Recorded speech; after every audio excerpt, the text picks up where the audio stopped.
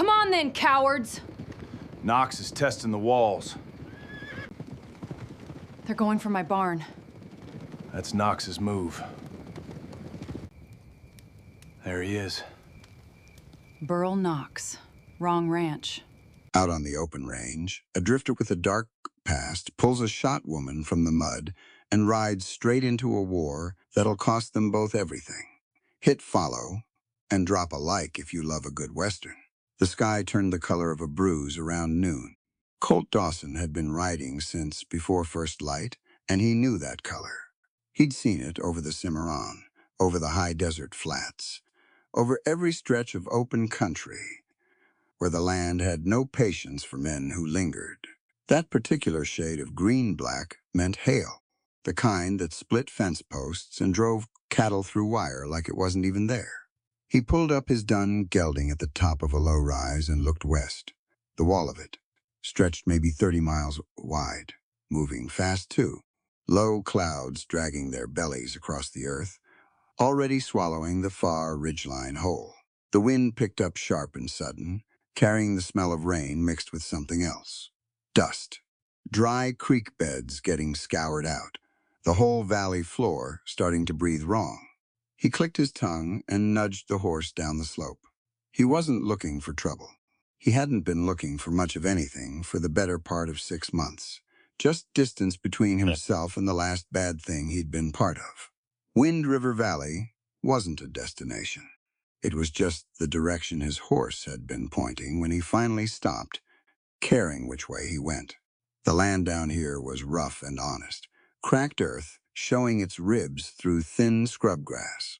A few cottonwoods along what must have been a creek in a wetter year, their leaves already going silver in the rising wind. Split-rail fencing ran along the property boundary to his left. Old cedar posts leaning at tired angles, the kind of fencing that told you exactly how hard the owner had worked, and exactly how little help they'd had doing it. He followed the fence line because it was there, and because in open country you followed something or you got lost. That's when he saw the cattle. Maybe 40 missed on Doc, bunched up tight and bawling near a section of fence that had come apart. 3 posts knocked clean over, wire sprung and coiled back on itself. The cattle weren't going anywhere.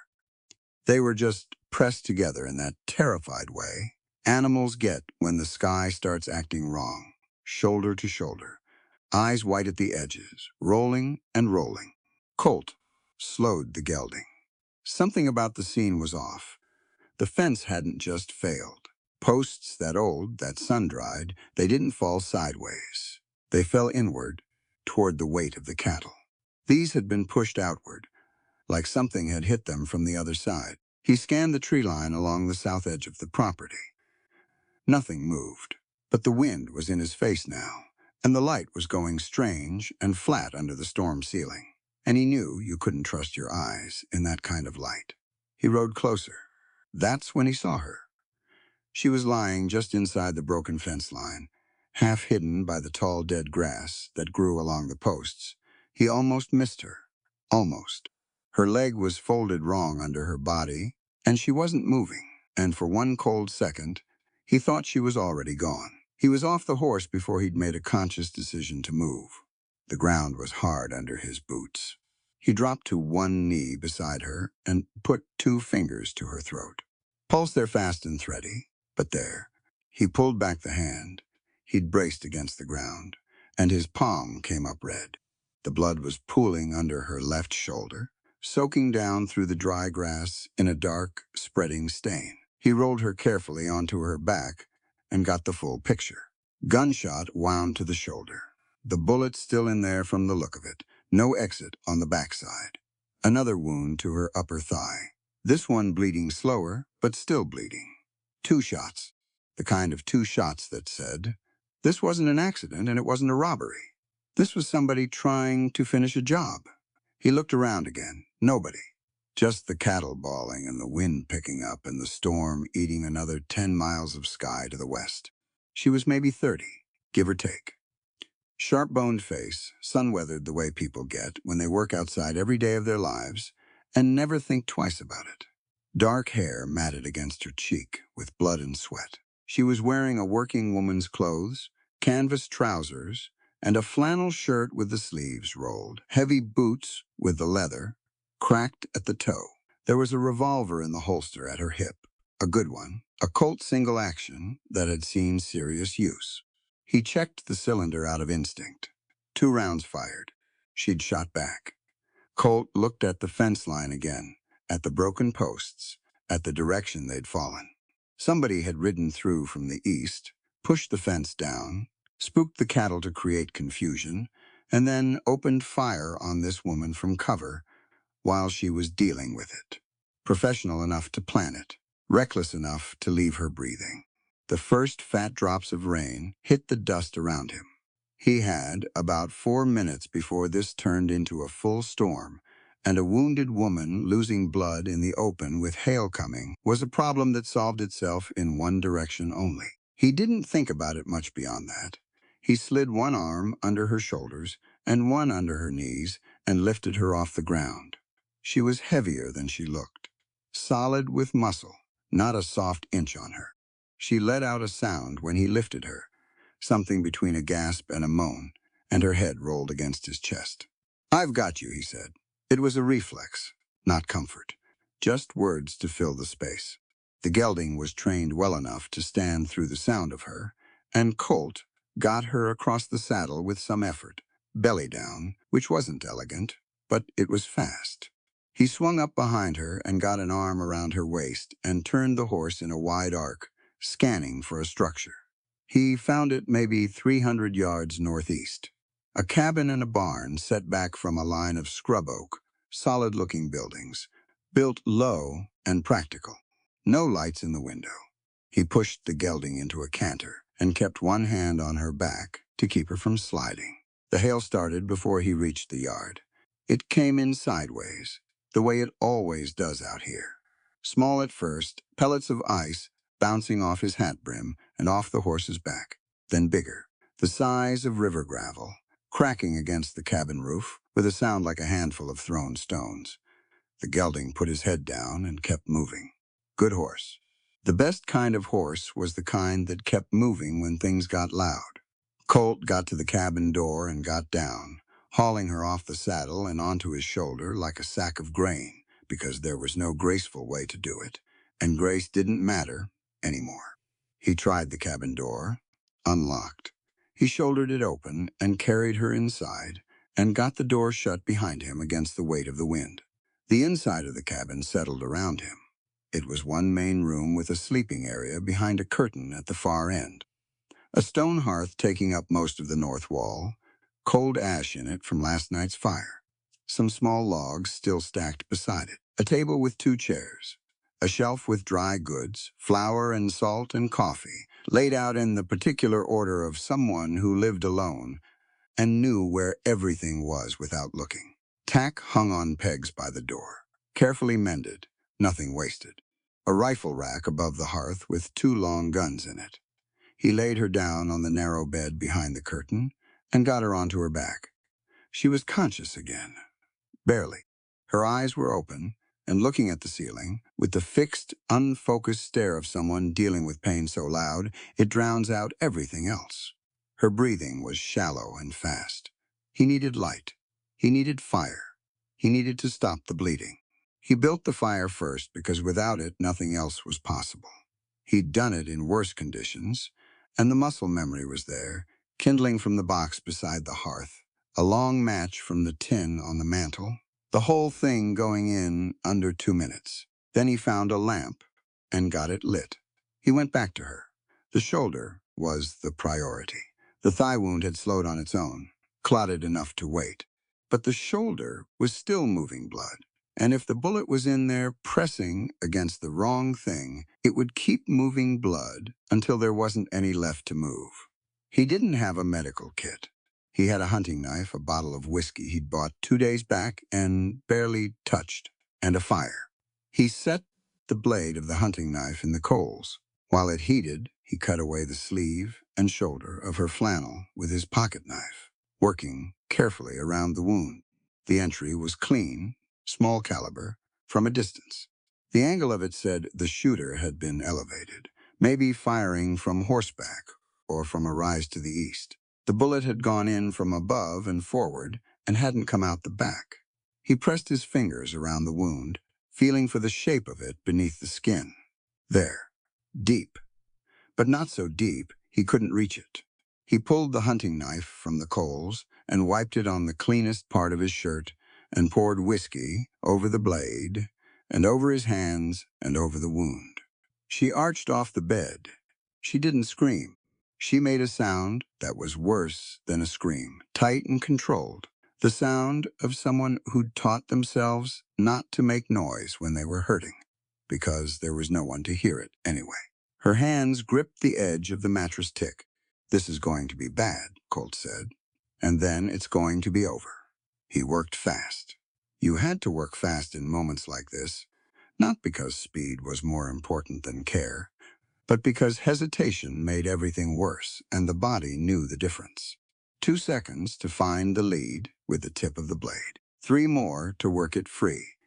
He caught it between thumb and forefinger and held it up in the lamplight. Small. A .32 caliber. Not meant to kill, necessarily. Meant to put her down and leave her for the storm to finish. He packed the wound with cloth torn from her ruined sleeve and pressed it tight. Her breathing had gone ragged during the worst of it. Now it began to slow and even out. She was still conscious. He didn't know if that was tough or just bad luck, being awake through all of it. He bound the shoulder with a strip of fabric, tight enough to hold, but not tight enough to cut the circulation. Then he looked at the thigh. The bleeding had slowed to almost nothing. He cleaned it and bound it, and left it to do what wounds do when you give them time. He pulled a blanket up over her. Then he went and stood by the hearth, with his hands hanging at his sides, and listened to the storm work itself out against the roof. The hail had peaked and was tapering. Rain had taken over, heavy and steady, the kind of rain that would go on for hours. Somewhere out in the dark, the cattle were still bawling, but there was nothing to do about cattle right now. They'd to bunch up against the storm and survive it, or they wouldn't.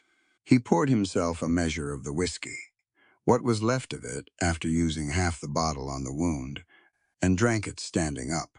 He thought about leaving. The thought lasted about 2 seconds. She needed water when she woke up. She needed the fire kept going through the night. She needed someone to check the bindings in a few hours and make sure the shoulder wasn't going septic. He could do those things and then leave at first light, be 5 miles gone before she could do anything about it. That was the plan. He set the empty tin cup on the table and went to find a water pail. He was feeding the fire when she came back. He heard it happen. The shift in her breathing, the small sound she made when consciousness came back, and the pain came with it. He didn't move right away. He finished putting the log on the fire and set the poker back in its place, and then he walked to the edge of the curtain. She was sitting up.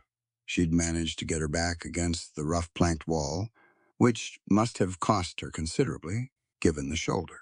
Her eyes were clear. Not the hazy look of someone still riding the edge of shock.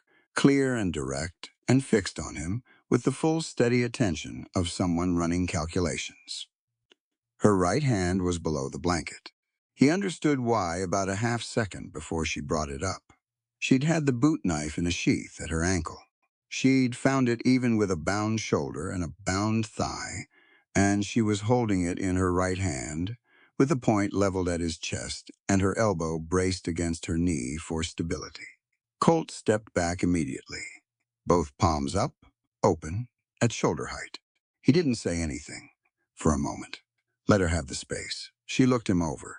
The blood on his shirt, most of it hers. The hunting knife on the table where he'd left it.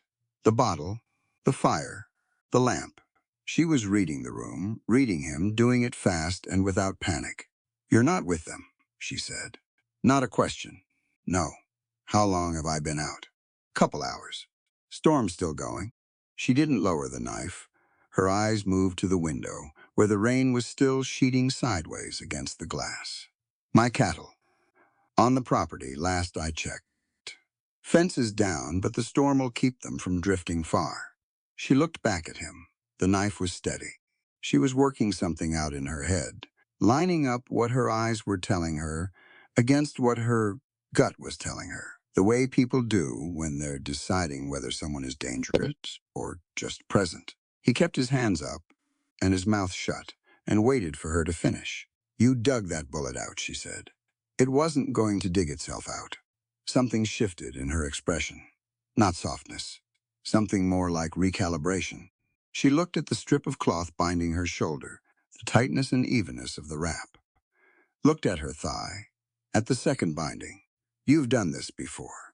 More times than I'd like." The knife came down an inch. Just an inch. But she kept it in her hand. "I could have left you out there," he said. It wasn't a threat. It was just the truth, offered plainly, because she struck him as someone who had more use for plain truth than for reassurance. She heard it that way. He could tell. The knife lowered the rest of the way. She set it on the blanket beside her, within easy reach, not put away, just set down. The difference mattered, and he understood it. "Who were they?" he asked. "Landmen," she said. "Knox's crew, or paid by Knox's people. Hard to say these days. Half the valley works for him, whether they know it or not." The name landed somewhere in Colt's chest, but he didn't show it. He just nodded. "You hold this land alone?" "I hold it," she said, and the emphasis was the whole answer. She looked at him steadily. She wasn't asking for sympathy, and she wasn't offering any. She was just stating the fact of her life the way you state the weather. This is what it is. This is how it goes. "Out here, kindness don't fetch a nickel," she said. "But it's the only damn thing keeping us from turning into wolves." It was a strange thing to say, but he understood it immediately. Out here, strip people down. The ones who let themselves get stripped all the way down to survival. And nothing else, they stopped being people in the way that mattered. She was saying she knew the difference. She was saying she was watching to see if he did. He lowered his hands. "There's water heating on the hearth," he said, "and I think I saw coffee on that shelf." She watched him for another long second. "Coffee's in the tin with the red lid," she said finally. He went to find it. Outside, the storm kept going. Rain hammering the roof, the occasional crack of distant thunder rolling through the valley. The fire worked at the cold in the room, pushing it back a little at a time. The lamp made a warm, steady circle of yellow light. Colt found the coffee tin and the pot and started the coffee. He didn't know this woman's name yet. He didn't know who was going to come looking for her, or who was going to come looking for him, or how those two problems were going to intersect in the days ahead. He didn't know what came next, but he knew she was alive because he'd made a choice to stop and make her alive. And that was the one thing he'd done in recent memory that he didn't feel the need to apologize for. The coffee started to smell like something worth staying for. He stood at the hearth and listened to the rain and let it be enough. For now. The coffee was bad. Colt had made bad coffee before, plenty of times, over fires that were too small or too hot, with grounds that had been sitting in a tin for God knows how long. This was that kind, bitter and oversteeped and slightly gritty at the bottom of the cup. He drank it anyway, and she drank hers without complaint, which told him something about her. Her name was Maeve Sullivan. She told him that, around the second cup, the way people out here introduced themselves, late and without ceremony, after the immediate crisis had passed and it seemed like the other person was probably going to stay a while. He gave her his name in return. Just the first one. Colt, she didn't ask for more. The storm had settled into a long, rainy rain sometime past midnight. The violent part of it spent. The hail was done. The thunder had moved east and was grumbling at the distance now, almost polite about it.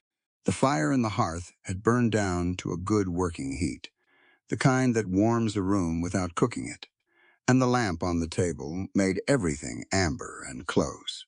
Maeve was still propped against the wall on the bed, the blanket across her lap, the boot knife still within arm's reach.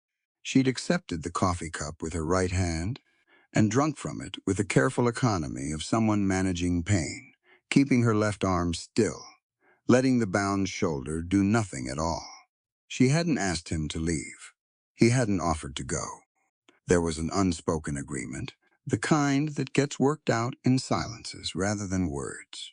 She'd made her assessment of him and arrived at cautious. He'd made his of her and arrived at the same. Cautious was fine. Cautious meant nobody was pointing anything at anyone, and that was a reasonable place to start. How many were there, he said. Not quite a question. 3 that I saw. Maybe a 4th holding horses in the tree line.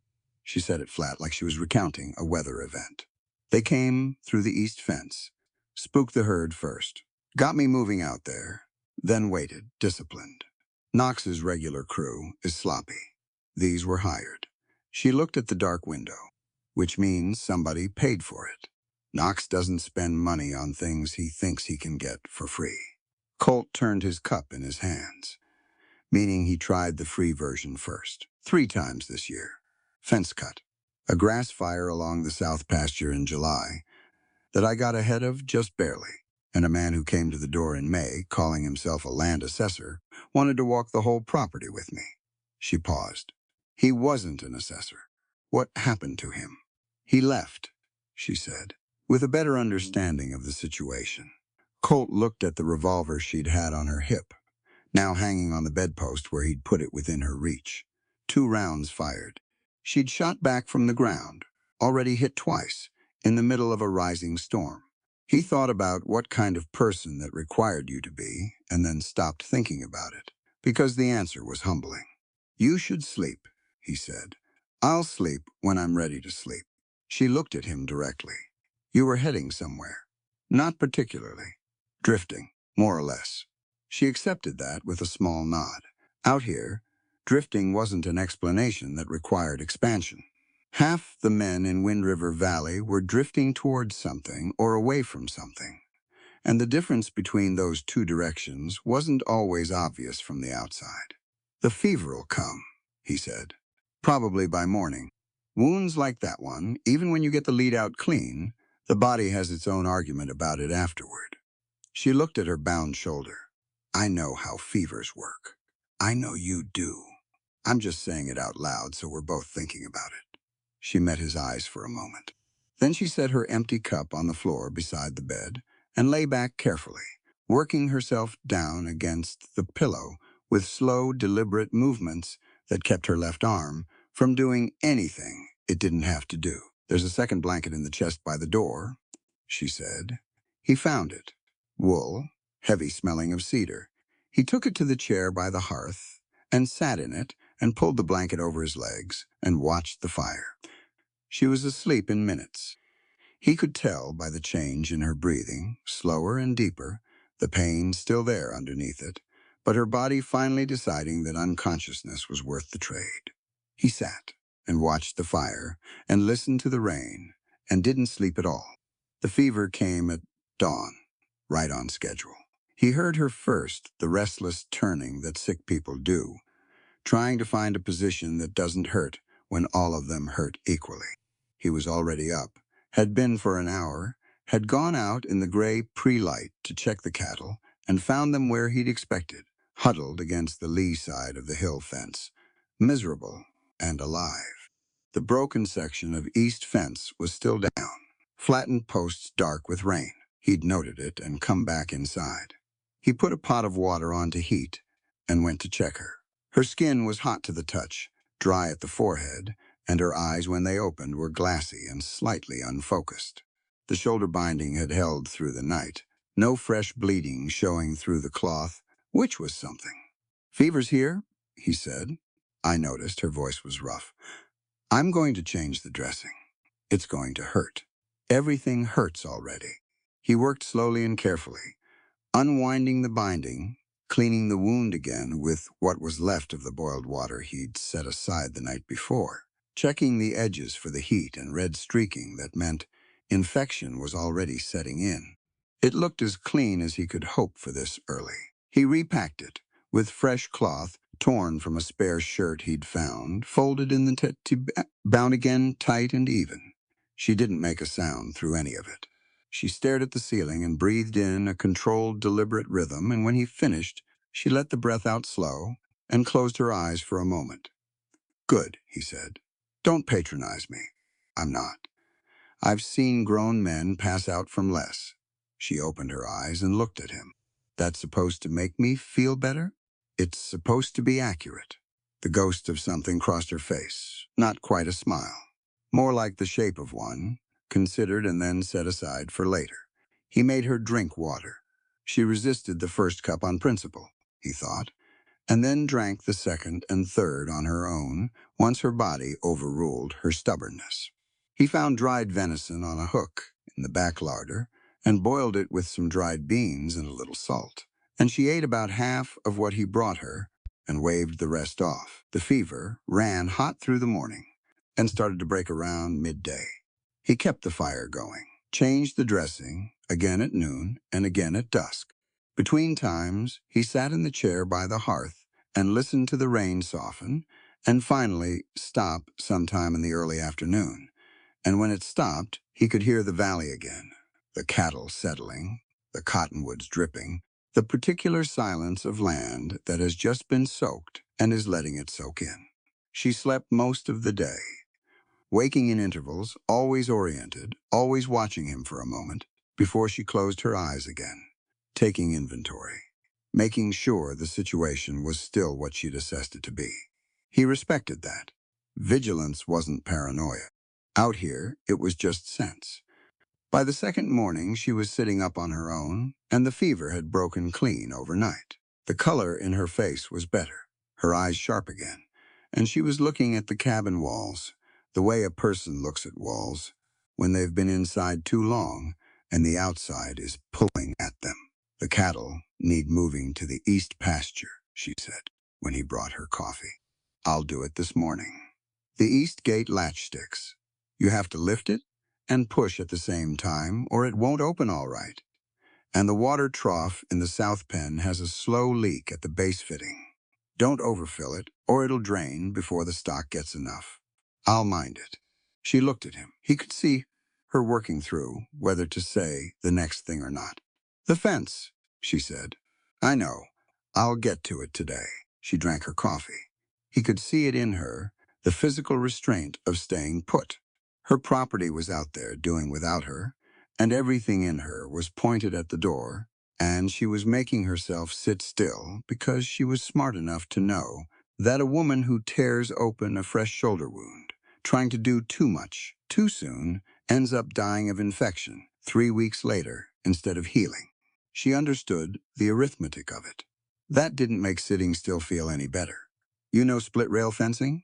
She asked. I know fencing. The cedar posts are cut and stacked on the south side of the barn, wires on the reel beside them. She paused. The soil along that east line is caliche, hard as brick in some spots. You'll need the iron bar to get the post hole started before you try with the digger. He nodded. Anything else? She thought about it. The bay mare in the barn, she's been favoring her right front since the storm. Check her hoof. She picks up rocks. I'll look at it. He stood and took his hat from the peg and put it on. Dawson, she said. He turned. She was looking at him with that steady, calibrating look she had. Why are you still here? It was a fair question. He'd done what needed doing. She was alive, the fever was broken, she could get herself to the door and back. By any reasonable accounting, his obligation had been met, and then some. He thought about how to answer it honestly. Because you've got a broken fence, sick cattle, and a shoulder that won't let you swing a post maul for at least 2 weeks, he said. And whoever Knox sent isn't going to wait 2 weeks to come back. She held his gaze, looking for the angle in it, looking for what he wanted. He let her look. He didn't have an angle. He was tired of angles. I'm not paying you, she said. I know that. I'm not offering anything else either. I'm not asking for anything. Another long moment. Then she turned back to her coffee cup. Caliche is harder on the east end than the west, she said. Bring extra water for the iron bar. He went out to work. The day was clear after the storm. That particular kind of clear that only comes after hard rain, where everything is scrubbed and the air has an edge to it, and the colors of the land seem a shade brighter than usual. Colt worked through the morning moving cattle, fixing the trough fitting with a piece of leather cut from a scrap in the barn, and then hauling post sections and wire to the broken section of east fence. She'd been right about the caliche. The east end of the fence line sat on ground that had been baked to near concrete by the drought, and then flash-hardened by the rain, and the iron bar rang against it like he was hitting stone. He worked the holes slow, breaking the surface layer inch by inch, sweating through his shirt in the morning sun. It was the kind of work that had no cleverness to it, just pressure applied consistently over time until the ground gave because it had no other option. He set 4 posts in the time it would have taken him to set 7 in softer ground. He was wiring the second section when he heard the cabin door. Maeve came out onto the narrow porch, moving carefully, her left arm held close to her body. She'd gotten herself dressed, canvas trousers, and a fresh flannel, her hair pulled back. She had a rifle in her right hand, the lever action from the rack above the hearth, and she carried it like it weighed nothing, which it probably did to her. She stood on the porch and looked across the spread with a professional eye. He could see her running through the inventory of it all. Cattle position, barn doors, the trough, the fence line where he was working. Then she walked to the edge of the porch and sat on the top step and watched him. He didn't say anything about her being up. He'd said what needed saying on that subject, and she'd make her own decisions regardless. After a while, she called across to him, "You're running the wire too low on the 3rd post." He looked at it. She was right. He adjusted it without comment and restapled it. He felt her watching, not critically, just watching. The way someone watches a person work when they want to understand what that person is made of. He kept working. Around midday, she went back inside and came out again with 2 plates, moving across the yard with that careful, controlled walk. She set his plate on the fence post nearest to him and went back to the step with hers. Beans and cornbread, simple and hot. He came over and took the plate. "You shouldn't be carrying things," he said. "It's a plate of beans. It's a plate of beans and a recently relocated shoulder joint." She looked up at him from the step. "Sit down and eat, Dawson." He sat on the ground with his back against the porch post and ate. The beans were good, seasoned with something he couldn't quite name, and the cornbread had a crust on it that suggested she knew what she was doing with a cast-iron skillet. They ate in a comfortable quiet. The valley spread out in front of the cabin, green gold where the rain had washed the dust off the grass, the cattle moving slowly in the east pasture. A hawk was making long, lazy circles above the cottonwoods.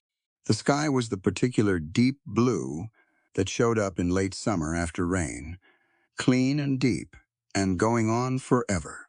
"My husband built that fence," she said after a while. "Every post of it." Colt looked at the fence line. The craftsmanship was in it.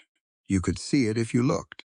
The posts set true, the corners reinforced, the wire strung with care. Someone who intended the thing to last. "He's gone," she said.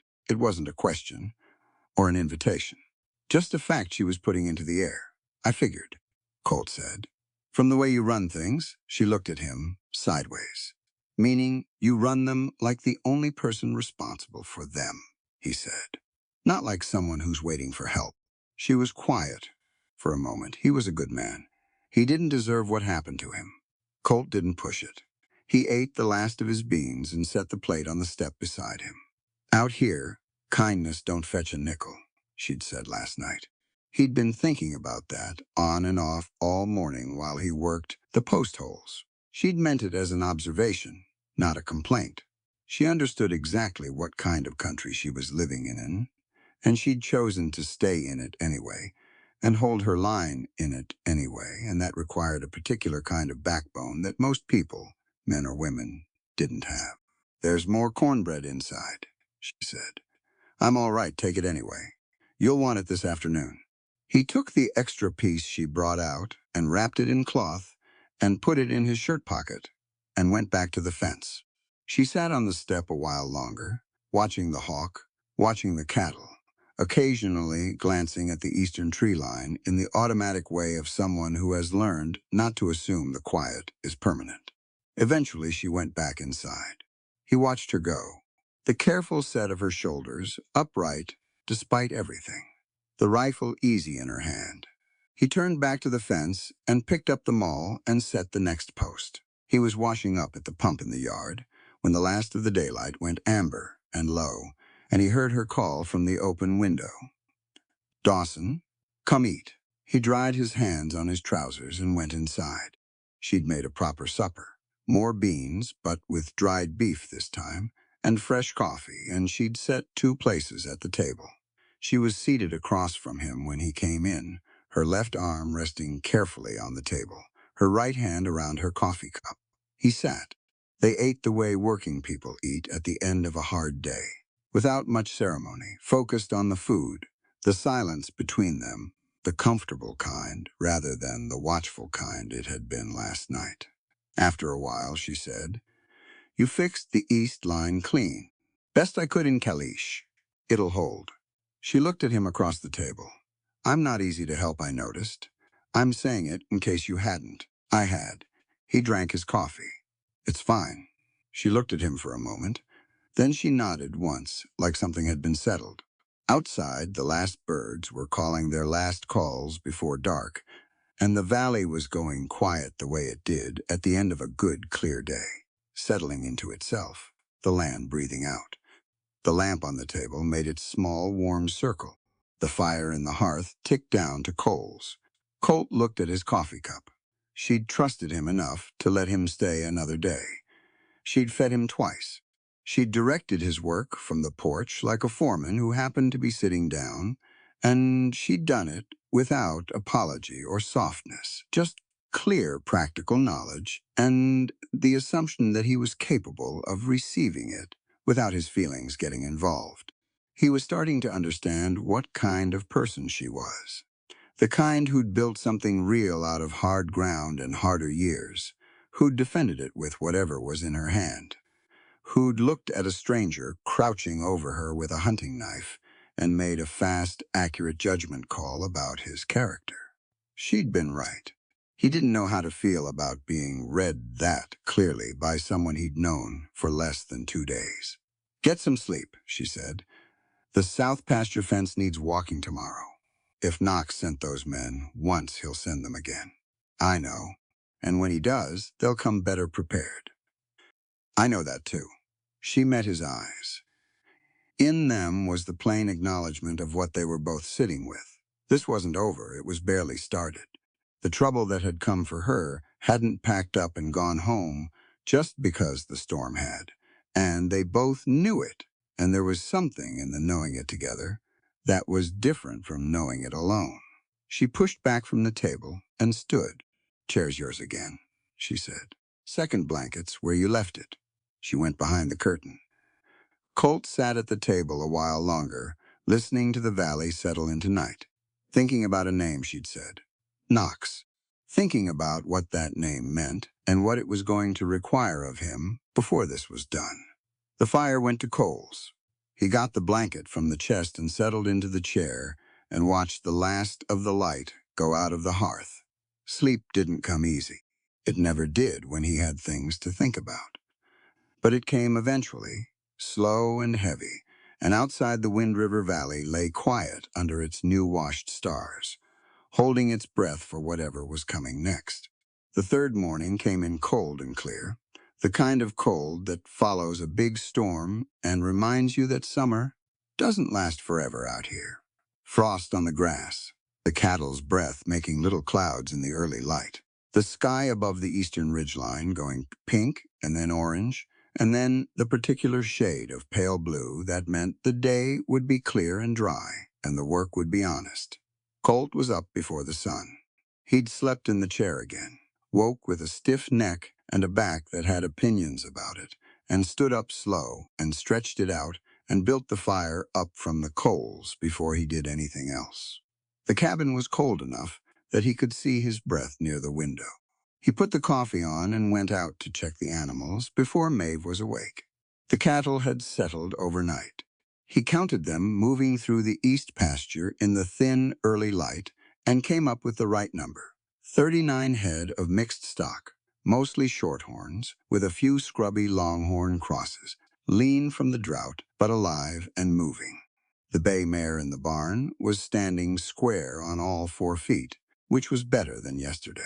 But she still shifted her weight off the right front when he came close, and he made a note to look at the hoof properly after breakfast.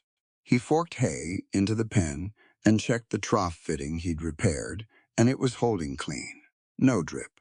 When he came back inside, Maeve was up. She was standing at the hearth in her day clothes, her left arm in a rough sling she'd made from a flour sack, and a length of cord, pouring coffee into 2 cups with her right hand.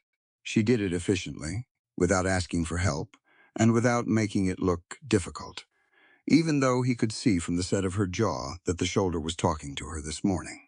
She handed him a cup without turning around. "Mare's better," he said. "She's been favoring that foot since July. Rock bruise that never fully healed." She turned and leaned against the hearth. "I've been meaning to have the farrier out, but Knox's business has a way of making the farrier suddenly unavailable. I can look at it after breakfast." "I'll look at it." He didn't argue. He drank his coffee. She was in a particular kind of mood this morning. He was learning to read them. Yesterday, she'd been more open, post-fever, relieved to be on the other side of it, willing to sit on the step and talk a little. Today she was tight, focused inward. The injured shoulder was part of it, the frustration of a body that wasn't doing what she needed it to do. But it was more than that, too. 3 days of enforced stillness was 3 days of watching her own land operate without her direction. And for a woman who'd been running everything alone for long enough that it had become identity, that sat poorly. He understood the feeling. He'd spent enough time unable to do what needed doing for different reasons, and he knew that helplessness had a specific taste to it. Bitter and metallic, like pennies at the back of your throat. "Fencing today," she said. "The south pasture line needs walking. There's a section near the creek bend where the posts have been rotting at ground level. I've been patching it, but they need replacing." "How many posts?" 6, maybe 8.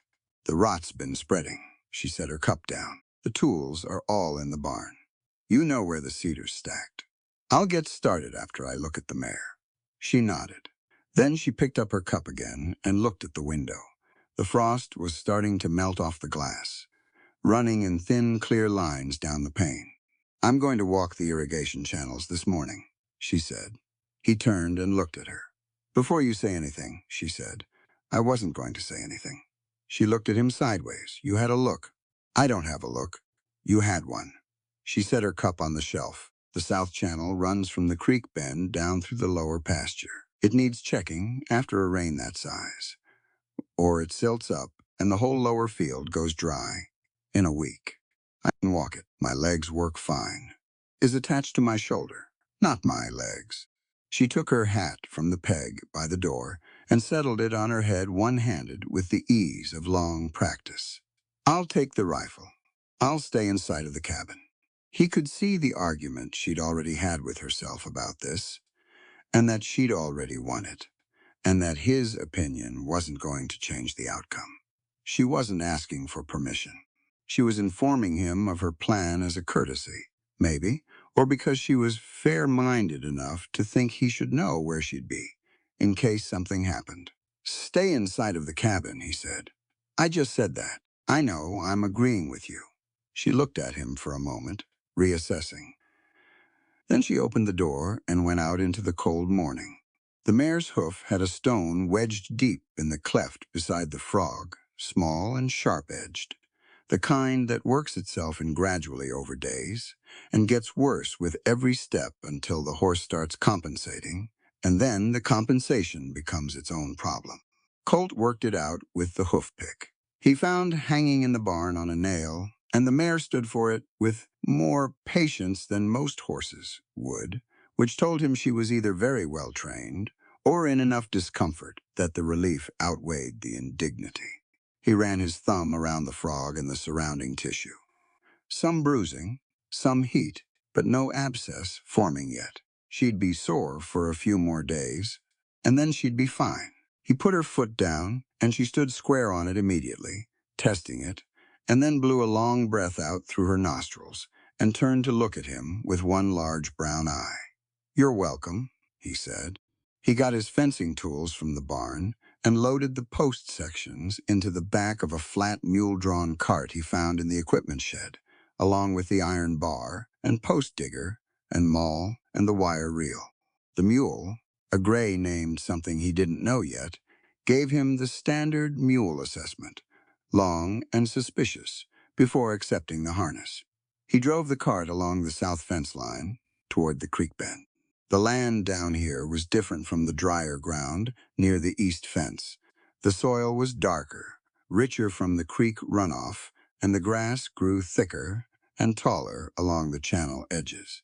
He could see why the fence posts rotted faster here. More moisture at ground level, the cedar never fully drying out between seasons. 6 posts, like she'd said, maybe 7. He could see the rot darkening the bases from 20 feet away on a couple of them, soft and punky when he pushed a finger against the wood. He started breaking ground on the first hole.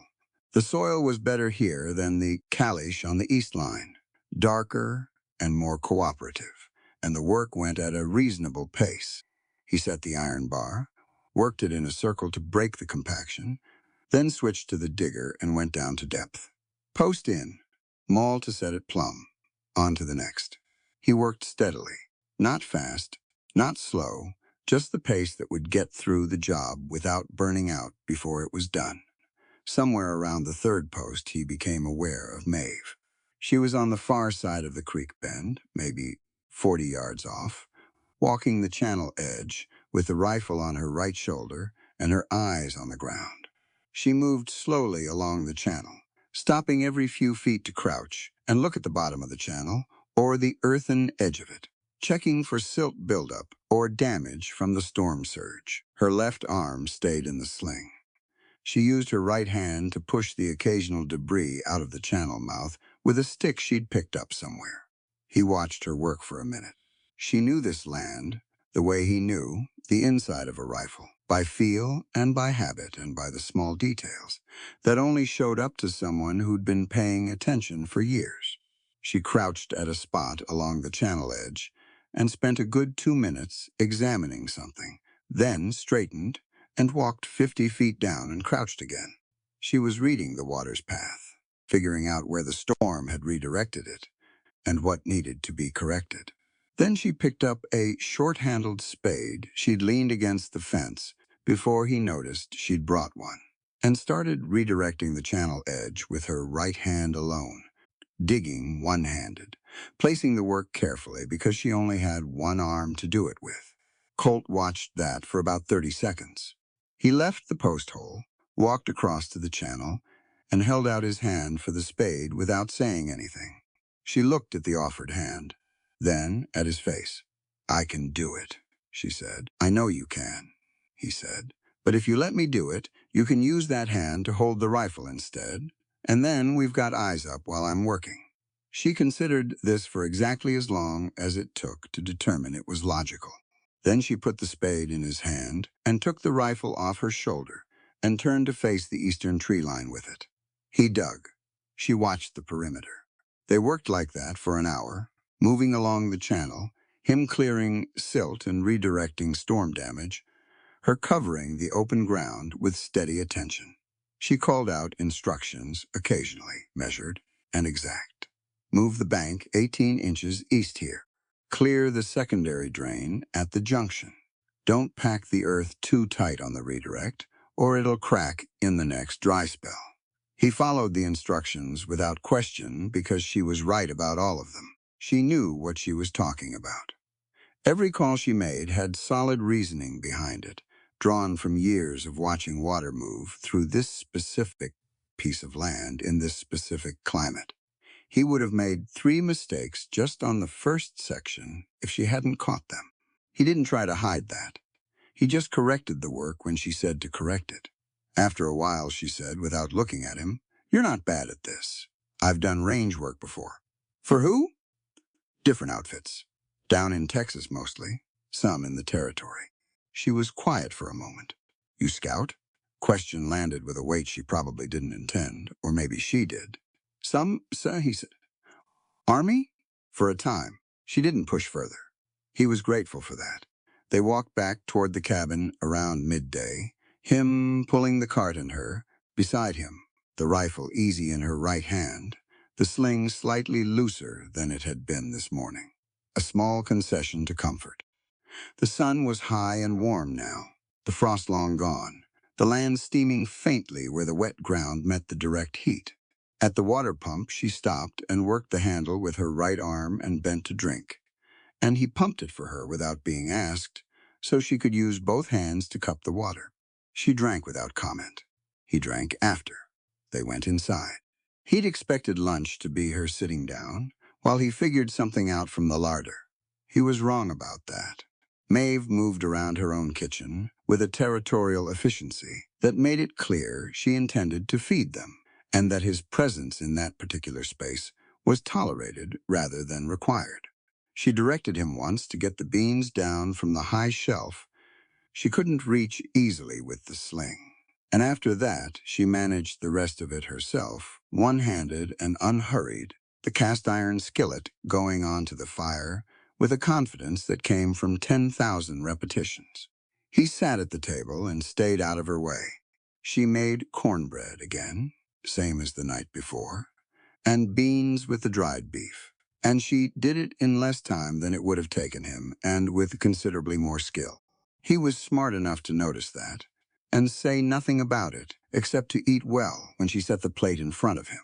After lunch, she sat across from him and spread a set of papers on the table.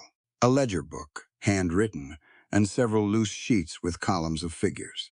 She flattened them with her palm and studied them with the same focused attention she'd given the irrigation channel. He started to get up. Sit, she said. I'm not running you off. I'm just thinking. He sat back down with his coffee. She worked through the figures with a pencil stub, making marks in the margins, calculating something. He could see the columns were feed costs, cattle weights, market values, and a running total that was getting tighter month by month in a way that told a clear story even from across the table. If the South pasture produces through October, she said, not quite to him, more to the papers, I can hold the note through winter. He looked at the columns. What's the note on? She looked up. Then she apparently decided the information was relevant enough to share. Land purchase. My husband's father carried it originally. When he died, it transferred to the bank in Harlow. She paused. The bank in Harlow is currently 40% owned by a land syndicate that Knox does significant business with. So Knox is squeezing the land through the bank as well, and through the county assessor, who has found 3 reasons in the last 8 months to question my property boundaries. She set the pencil down. It's a coordinated effort. Cut off the water rights, harass the fences, compromise the cattle, and when I'm weak enough, let the bank call the note. And the marshal? Her expression went flat. Gray is a complicated man. He follows the law as it's written, which makes him predictable. The problem is that out here, the men writing the law and the men breaking it have a lot of mutual friends. Colt thought about that. You've got a good spread here, he said. I know I do, she said it without pride. Just matter of fact. My husband and I broke this ground together. Built that barn board by board. Ran the first fence in our second year when we couldn't afford wire and used split rail, end to end. She looked at the papers. I'm not giving it up to a man who's never done a day of honest work in his life and wants it because it borders the water rights he's trying to consolidate. You figured all of it out. I figured it out. In May, when the fake assessor came. She picked up the pencil again. Knowing what someone's doing and being able to stop it are 2 different problems. She went back to her figures. He watched her work, the pencil moving sure and quick across the columns.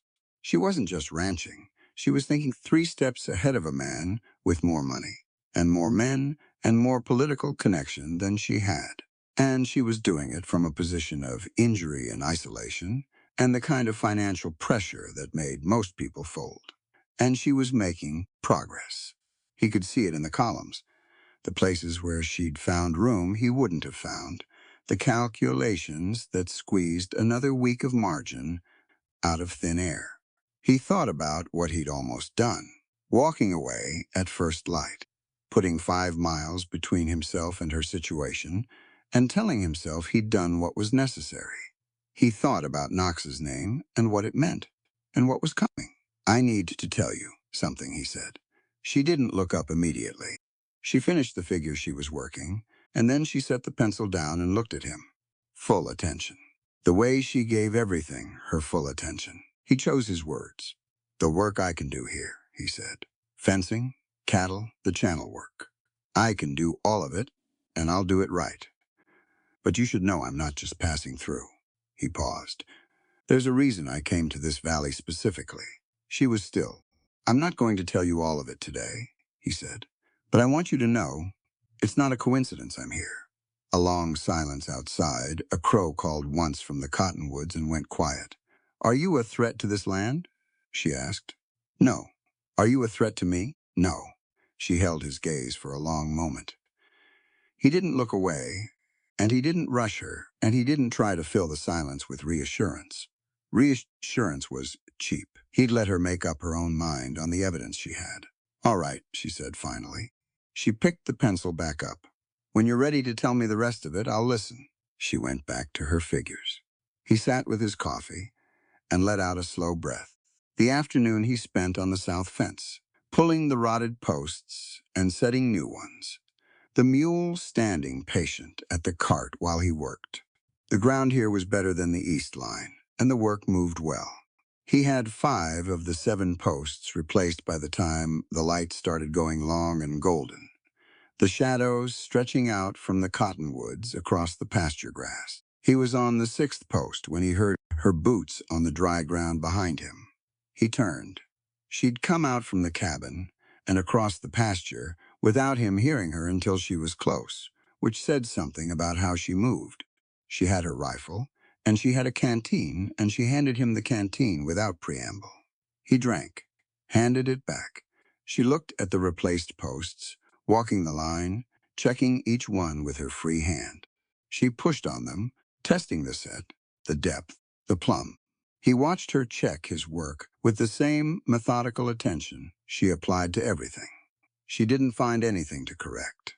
She walked back to where he was standing and looked at the 2 remaining post holes he still needed to dig.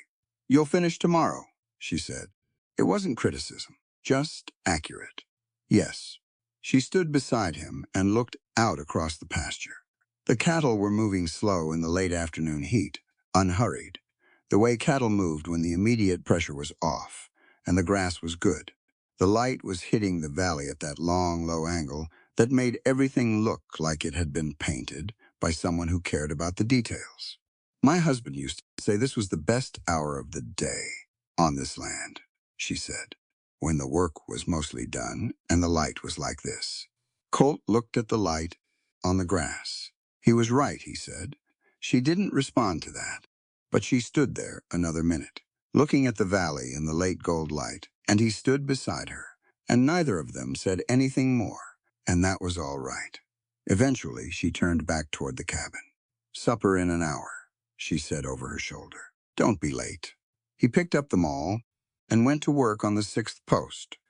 The valley went about its business around him, birds moving through the cottonwoods, the creek running low but steady, somewhere below the bend, the cattle drifting toward the near end of the pasture where the grass was better, the light going slowly from gold to amber to the first soft gray of evening. He finished the 6th post and started on the 7th. He thought about what she'd said at the table, about knowing what someone's doing, and being able to stop it being 2 different problems. She'd said it like she was still working on the gap between those 2 things, like it was an engineering problem that just needed the right solution applied to it. He thought he might be part of that solution.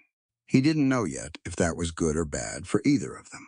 The 7th post went in straight and solid, the maul driving it to depth in the dark, rich soil, and he tamped the earth around the base and stood back and looked at the line of them. clean and even and built to last. Her husband's fence extended by her hands and his. He loaded the tools into the cart and led the mule back toward the barn in the early dark. The lamp was already lit in the cabin window, yellow light in the blue dusk, steady and warm. He could smell supper from the yard, something with coffee in it this time, proper coffee, not the bad kind from the old tin. He put the mule in the barn and forked fresh hay and checked the mare one more time. She was standing easy on all 4 feet, the right front taking weight without complaint. He ran his hand down her leg and she didn't flinch. "Good girl," he said. He washed at the pump in the last of the daylight and went inside. She had the table set, 2 plates, steam coming off them, fresh coffee, real and dark and smelling like it meant it. She was already seated, her ledger book closed and put away, the flour sack sling off for supper, her left arm resting on the table with careful, deliberate stillness. He sat down across from her. She'd made something different tonight. Beef hash with onion and dried pepper. The cast iron having done its particular slow work on it, the kind of meal that came out of hard experience with limited ingredients and a refusal to make something bad when making something good, was possible. He took a bite, and it was exactly what it smelled like. "This is good," he said. "I know," she said. Not arrogance, just accuracy. He almost smiled at that. They ate in the good quiet of 2 working people. At the end of a hard day, the food doing what food does when it's made right, and eaten after honest labor. The fire in the hearth was banked low, just enough heat. The lamp did its steady work in the corner. Outside, the Wind River Valley settled into night. The cattle quiet, the creek running its low, patient course through the dark. The first stars showing up above the eastern ridgeline, cold and clear and permanent, the way they always were out here, indifferent to whatever was happening beneath them. Maeve refilled his coffee without being asked. He took that for what it was. Not forgiveness exactly, and not trust exactly.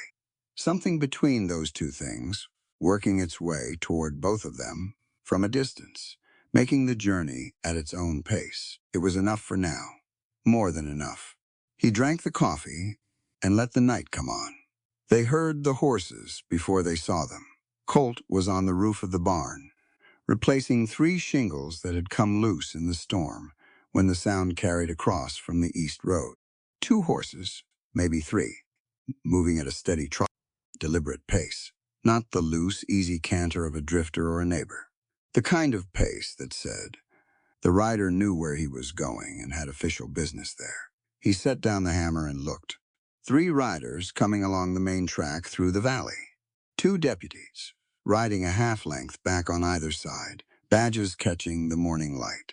And in the lead, a big man on a gray horse, iron-jawed, sitting the saddle with a particular upright posture of someone who considered his own authority a physical fact of the landscape, Marshal Thaddeus Gray. Colt had never met the man, but he'd heard the name twice in the last 4 days. Once from Maeve at the table, and once from a conversation he'd caught the edge of between 2 men at a feed store in Harlow 6 weeks back, before he drifted south toward Wind River. Both times the name had carried weight, the kind of weight that meant something to the people saying it, for different reasons. He came down off the roof. Maeve was already at the cabin door by the time he hit the ground. She'd heard the horses, too. He could tell by the speed she'd gotten outside. She was standing on the porch, with the rifle leaning against the doorframe, within reach, her arms crossed over her chest, her left arm out of the sling, and moving with more range than it had 3 days ago. She was watching the 3 riders come up the track with a face that was completely neutral. Colt crossed the yard and came to stand at the corner of the porch, slightly back and to the side, not hiding, just positioned. She glanced at him once, a quick, assessing look. Then she looked back at the riders. Gray pulled up his gray horse in the yard and looked down at her from the saddle, with the measured patience of a man who was used to having to wait for nothing. He was somewhere in his 50s, broad through the chest, with a jaw that looked like it had been cut from granite and left to weather. A full mustache, iron gray, eyes the color of pale creek water. Not warm, but not cruel either. Complicated eyes, if you looked at them. Long enough, his gaze moved from Maeve to Colt and sat there for a moment. "Mrs. Sullivan," he said. His voice was deep and unhurried, the kind of voice that had given a lot of orders and had them followed. "Marshal Gray," she said. Same flat tone. Two people who'd had this conversation before, or versions of it, and both knew the shape of it. "We've been hearing reports of gunfire out this way, night before last." Gray's eyes moved back to her. 2, 3 shots, various accounts. "Came out to investigate. There was gunfire," she said. "Bushwhacking. 3 men came through my east fence, spooked the cattle, and opened up on me while I was dealing with the herd." Gray's expression didn't change much. "You're hurt." Was hurt. "I'm managing." He looked at her left arm, the way she was holding it. "You get a look at them?" "Not enough to put names to faces. They were working from cover, and they cleared out fast when the storm hit." She paused. "They were professional about it. Not the usual troublemakers." Gray nodded slowly. He looked at Colt again. This time the look stayed. "This your hired man?" "That's right," Maeve said. "Colt Dawson. Been working the spread going on a week. It was 4 days." She'd added 3 without hesitating, without looking at him, her voice completely level. He understood why immediately. A man who'd been on the property a week had history here. A man who'd shown up the night of a shooting had questions to answer. "Miss Dawson," Gray said. "Marshal," Colt said. Gray looked at him the way lawmen looked at men they were filing away for later. Cataloging. Hat built, the gun on his hip, the way he stood. "You see anything of these men?" "I was in the south pasture working fence when it happened," Colt said. "Heard the shots. By the time I got to Mrs. Sullivan, the men were gone." Gray held his gaze for a long moment. Then he looked back at Maeve. "Mind if I step down?" "Go ahead," she said. He dismounted with the ease of a man who'd spent most of his life on horseback, handed his reins to one of the deputies, and came to the foot of the porch steps. He was taller than he'd looked on the horse, which was saying something. He took his hat off, which was a gesture of courtesy, and held it in both hands. "Mrs. Sullivan, this is the 3rd incident on your property this season." He said it with something that sounded like concern, but had an edge underneath it. A preacher who cared about your soul, but also about whether you were going to cause him trouble. A woman running a spread this size alone, she's got real vulnerabilities. In terms of security, in terms of management. Maeve looked at him with no expression at all. "Is that right?" "Now, I'm not saying you haven't done well. You have, but the county has a homestead protection provision, little-known provision, where the marshal's office can assign oversight of vulnerable properties. Temporary arrangement. Just until the current trouble settles. Oversight," she said. "Administrative, mostly. Someone to coordinate with the county office on your behalf. Help manage the legal challenges to the boundary disputes. Make sure the note situation with the bank gets handled correctly." "Someone," she said, "meaning one from your office, or an appointed representative of the county." She was quiet for a moment. Colt kept his face still.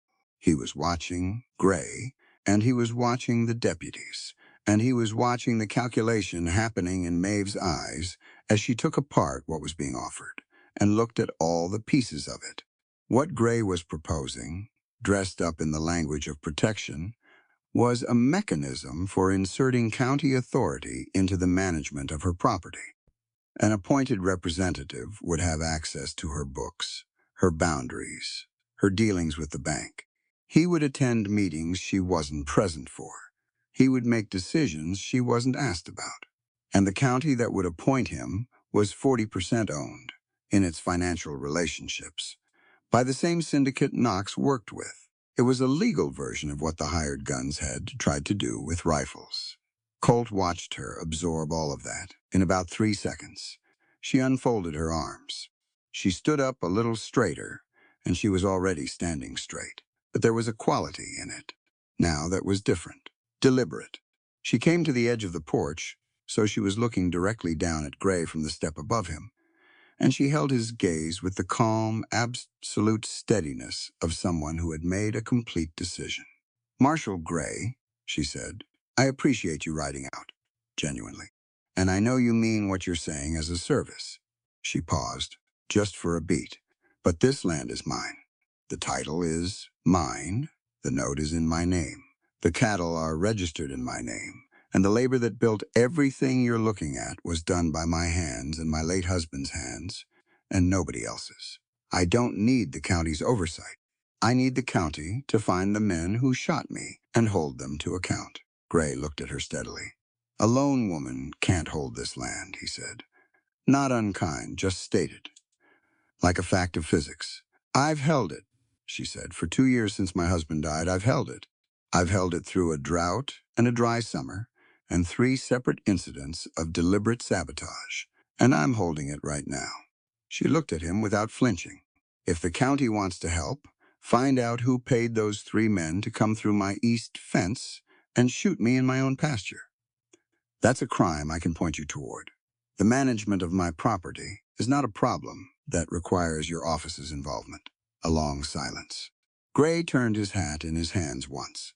He looked at Colt briefly, the kind of look that included him in a calculation, and then looked back at Maeve. He nodded slowly. "All right, Mrs. Sullivan. Your property, your call. Thank you. I'll look into the shooting." He put his hat back on. "But I want you to consider what I said. The offer stands." "I've considered it," she said. "My answer stands too." He looked at her for a moment longer. Not angry. There was something in his face that might have been respect, the reluctant kind that comes when someone surprises you. And underneath that, something less comfortable. A man who was used to the world arranging itself in a particular way, and had just encountered a place where it hadn't. He turned and took his reins from the deputy and remounted. "One more thing," he said, settling into the saddle. He looked out across the valley, not at either of them specifically, which was the tell. A man making a casual observation he'd been working toward the whole time. "Words reached us that there's a rogue outlaw operating in this territory. Man who rode with the Red River Gang. Gang broke up some time back, but this one didn't get the message, apparently." He paused. "Goes by Dawson." Colt felt the name land in his chest like a dropped stone, hitting still water. He kept his face exactly where it was. "We're operating on a standing warrant," Gray continued. "Anyone encounters a man going by that name, or matching the description we've circulated, we'd want to know about it directly." He looked at Maeve. "You understand?" "I understand," she said. Her voice was the same as it had been, completely level. Gray looked at Colt one more time. The pale Creekwater eyes sat on him for 3 full seconds. "Mr. Dawson?" he said. "Marshal?" Colt said. Gray touched the brim of his hat to Maeve and turned the gray horse and rode back up the track the way he'd come, his 2 deputies falling in behind him. The 3 of them moved at the same steady, deliberate trot, not hurrying, and in 2 minutes they were past the cottonwoods and out of the main line of sight. The yard was quiet. Maeve stood on the porch with her arms at her sides, watching the empty track. Colt stood at the corner of the porch and said nothing. He was waiting for what was going to happen next, because there was something coming. He could feel it, the way you felt weather, a pressure change in the air around a person. She turned and looked at him. Her face was still the neutral mask she'd worn for Gray, but her eyes were different from before. Something had moved in them while Gray was talking, some rearrangement of information, and he thought he knew what it was. She held his gaze. He held hers. "Anything you want to tell me?" she said. The question was quiet and direct, and it had the weight of what Gray had just said inside it. The name, the Red River Gang, the standing warrant, all of it sitting in the space between them like a third person. He thought about telling her all of it. He'd been working toward it anyway, since what he'd half said at the table 3 days ago. But the full truth was a long truth, and it had parts in it that were ugly. And right now, standing in the yard with Gray's words still in the air, it needed to be handled carefully, or it was going to come apart in ways that couldn't be fixed. "Yes," he said. But not here and not now. Not while those horses are still in range. She looked at him for a long count. Then she turned and went inside without another word. Left the door open behind her, which he took to mean come in, not stay out, Tikem. He came in, she made coffee. It was the thing she did when she was thinking, he'd noticed. Not as a comfort ritual, more as a way of keeping her hands occupied while her mind worked. She put the pot on the fire and stood with her back to him for a minute, and then turned and leaned against the hearth. Gray's been out here twice before, she said. He's never named an outlaw at the end of a conversation like that. No, he was looking at you when he said it. I noticed, did he know? Colt considered that. He was suspicious. Whether he knew, I can't say. She looked at him steadily. Are you going to tell me the rest of it? I told you I would.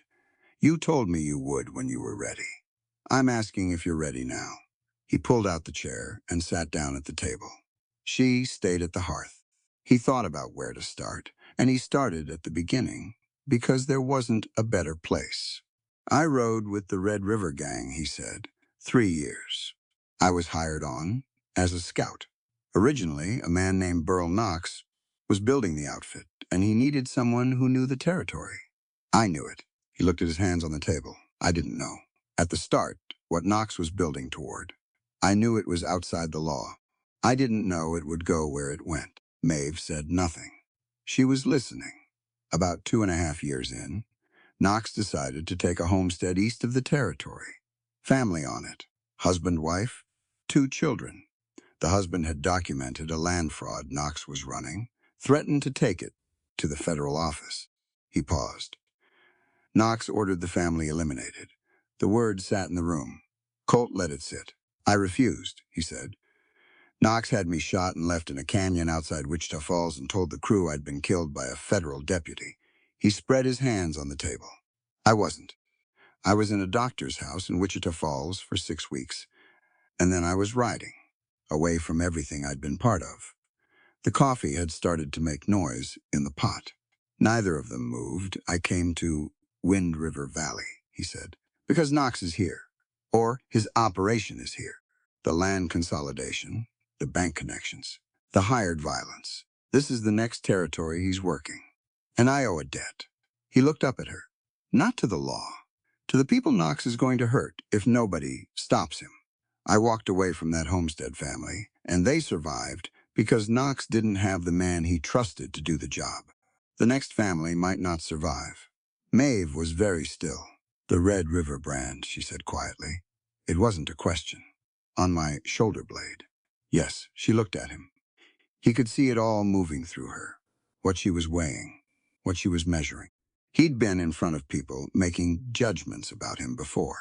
It usually didn't matter much to him what they decided. This time it did, and he knew why, and he didn't try to think around it. The family Knox raided, she said. Did you know them? He hadn't expected that question. He looked at her. No, I didn't know them. But you refused anyway. Yes. She turned and poured the coffee into 2 cups without looking at him. She set one in front of him and took her own to the chair across the table and sat down. She drank. He drank. Gray said. The gang broke up, she said. The outfit did. Knox pulled the core group together again last year under a different name. Same men, same methods, different territory. She nodded slowly. Processing it, like she processed everything methodically, without excess emotion, looking at what was true and what it meant. He's the one who sent those men through my east fence, she said. Almost certainly. And he'll send more. Yes. She set her cup down. She looked at the papers still on the table from the night before, the ledger columns, the figures she'd been working. Then she looked at him. You lied about your name to Gray, she said. I didn't. I gave you my first name. You gave Gray my first name. He asked about a man named Dawson. He paused. Dawson is my mother's name. I've used it since Wichita Falls. She sat with that. Does Gray know what you look like, specifically? He has a description. I've changed enough in 2 years that it's not exact. Another silence. Outside, a hawk called from somewhere over the pasture. The clean, piercing sound of it dropping through the open window. You covered me with him today, he said. Before you knew any of this, I knew enough, she said simply. He looked at her. How? She met his gaze across the table. A man who came here meaning me harm wouldn't have dug that bullet out and changed the dressing 3 times in one day. She picked up her cup again, and he wouldn't have fixed the trough fitting without being asked. He let that settle. I'm not asking you to do anything, he said. About Knox, about any of it. This is my problem to solve. It's on my land, she said. That makes it my problem, too. Maeve, she said, not sharp, just final. I lost my husband to violence on this land. I've been managing threats to this land for 2 years alone. If you think I'm going to sit in this cabin while someone else handles my fight, you haven't been paying attention. He had been paying attention. That was exactly the problem. She stood up and took her cup to the shelf. I'm going to walk the north boundary before the light goes, she said. You should finish the south pasture fencing. All right. She took the rifle from the rack above the hearth, checked it with the automatic efficiency of a woman who checked her rifle the way other people checked their boots before walking out. Chamber loaded, action smooth. She paused at the door. Dawson, she said. He looked up. Whatever your name actually is. She held the rifle in her right hand, easy at her side. Thank you for telling me. Then she went out, the door closing quiet behind her, and he heard her boots cross the porch and go down the steps, and then the particular silence of the yard that meant she was moving across open ground. He sat at the table with the coffee. Outside the window, the valley was doing its late afternoon work, light going amber, cattle drifting, the whole wide, indifferent country going on, with its business around the small, burning center of what had just been said in this room. He knew what was coming. He'd known it since he turned his horse south toward Wind River. He'd told himself the knowing was enough, that if you could see a thing clearly, you could manage it. He was starting to understand that what was coming was bigger than he'd planned for, and that he wasn't going to be managing it alone, and that the woman who'd just walked out that door was going to be standing right beside him when it arrived, whether either of them had planned on that or not. He drank the rest of his coffee. Then he got his hat and his tools and went out to finish the south pasture fence before the light was gone. The second storm came from the northwest. Colt saw it building through the afternoon, the way the clouds stacked themselves in that direction, heavy and dark at the base, white and churning at the top. Different from the first storm. That one had come fast and violent and spent itself in a single night. This one was slower, more deliberate, the kind of storm that takes its time getting where it's going, because it knows it doesn't have to hurry. By late afternoon, the wind had shifted, and the temperature had dropped 10 degrees in an hour. Maeve came out of the cabin and stood in the yard and looked northwest with her hand shading her eyes. That's going to be bad, she said. Yes, he agreed. The barn roof. She said it quietly, to herself as much as to him. The center beam's been worrying me since the first storm. There's a crack in it I found last spring. I've been meaning to brace it. He looked at the barn. From the outside, it looked solid enough, the kind of construction that had survived a decade of Wind River weather.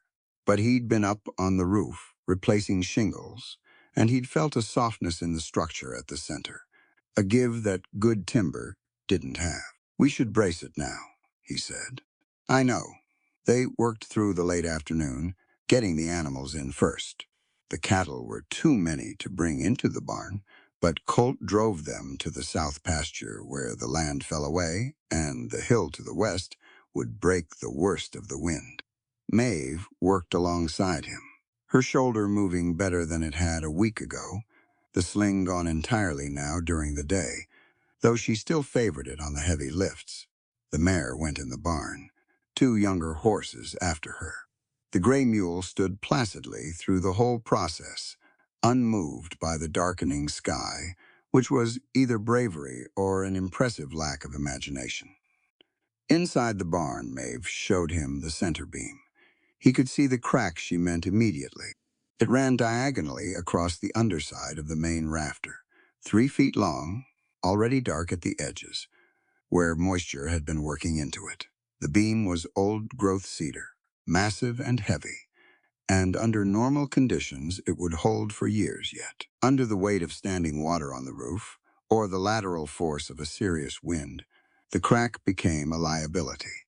"If that goes," she said, "it takes the center section of the roof with it. 2 support posts under it," he said. "Brace it vertical from below. I've got the timber. It's in the back." They spent the next hour cutting and setting the braces. Colt did the overhead work, positioning the vertical posts under the beam, while Maeve directed the placement from below with the precision of someone who understood load and stress. She knew which way the beam would want to move when it gave, and she positioned the braces to account for that. Not just directly under the crack, but angled against the probable direction of failure. The wind was serious by the time they finished, coming in hard from the northwest, driving the first rain before it in flat sheets. The barn walls shuddered with the gusts, and the horses moved in their stalls with small, nervous footsteps. Colt checked the bracework one more time. It would hold. Maeve was at the far end of the barn, at the prize mare's stall. The mare, a beautiful chestnut with a white blaze, was not handling the storm as well as the gray mule. She was moving in tight circles in the stall, her head high, nostrils flared. Maeve was at the stall door, talking to her in a low, steady voice, one hand out for the mare to smell. "She foaled in a storm 2 years back," Maeve said, not turning. "Lost the foal. She hasn't been right in bad weather since." The mare pressed forward, and Maeve's hand went to her neck, rubbing slow circles. The mare's circling slowed. Not stopped, but slowed. "I'm going to stay with her a while," Maeve said. "She'll panic if she's alone." "I'll go secure the equipment shed," Colt said. "The door's been loose." He went out into the storm. The rain was coming horizontal now, driven by a wind that had made up its mind about everything. He crossed the yard with his head down, got the equipment shed door latched properly with a length of chain, moved the mule cart back against the wall where it wouldn't catch the wind. He checked the cabin windows, got the shutters pulled, and latched on the north side. The whole yard was moving. Loose hay skittering across the ground. The cottonwoods down by the creek thrashing hard. He was heading back to the barn when he heard it. Not a crack, exactly. More like a groan that built and then concluded. A deep structural sound, the voice of something heavy failing under more pressure than it was built to carry. Then the barn roof let go. It wasn't the whole roof. It was the center section, just like Maeve had said. The braces had held the main beam, but something in the upper structure, a secondary rafter they hadn't reached, had given first, and it brought a section of the roof sheeting down with it, cedar planking and shingle, dropping into the center of the barn in a fast, heavy collapse. Colt was running before the sound finished. He hit the barn door and shouldered it open, and the smell hit him first, fresh split wood and dust, and the cold rain coming through the hole in the roof. The horses were screaming, that particular high sound that horses make when they're terrified, and the mule was adding its voice to it in a lower, more indignant register. He looked for Maeve. The center section of the barn had come down in a pile of beams and sheeting roughly 8 feet wide, right along the center aisle. The mare's stall was at the far end, past the collapse. He couldn't see through the dust and the rain coming through the gap above. "Maeve, here." Her voice came from the far side of the debris. Tight, controlled, but tight. He went over the pile, not around it, because around was too far. The cedar planking shifted under his weight, and he went down one knee and got back up and kept moving. He got to the other side, and the lamp that had survived on its hook at the far end threw enough light to see. She was down. She was on the ground between the mare's stall and the fallen debris, and she was working herself upright with both arms, and the position of her left arm was wrong, the shoulder. He could tell from 10 feet away that the joint had come out of the socket again. Her left leg was pinned under a section of cedar beam that had rolled or slid after the initial collapse. Not the main rafter, A secondary piece, but heavy enough. Heavy enough that she couldn't get her leg free with one functioning arm. The mare was behind her in the stall, still screaming, crashing against the stall walls. Maeve looked up at him when he got close. Her face was tight with pain, white around the mouth, but her eyes were completely clear. "The beam," she said. "Get it off my leg." He crouched and got both hands under the cedar section and lifted.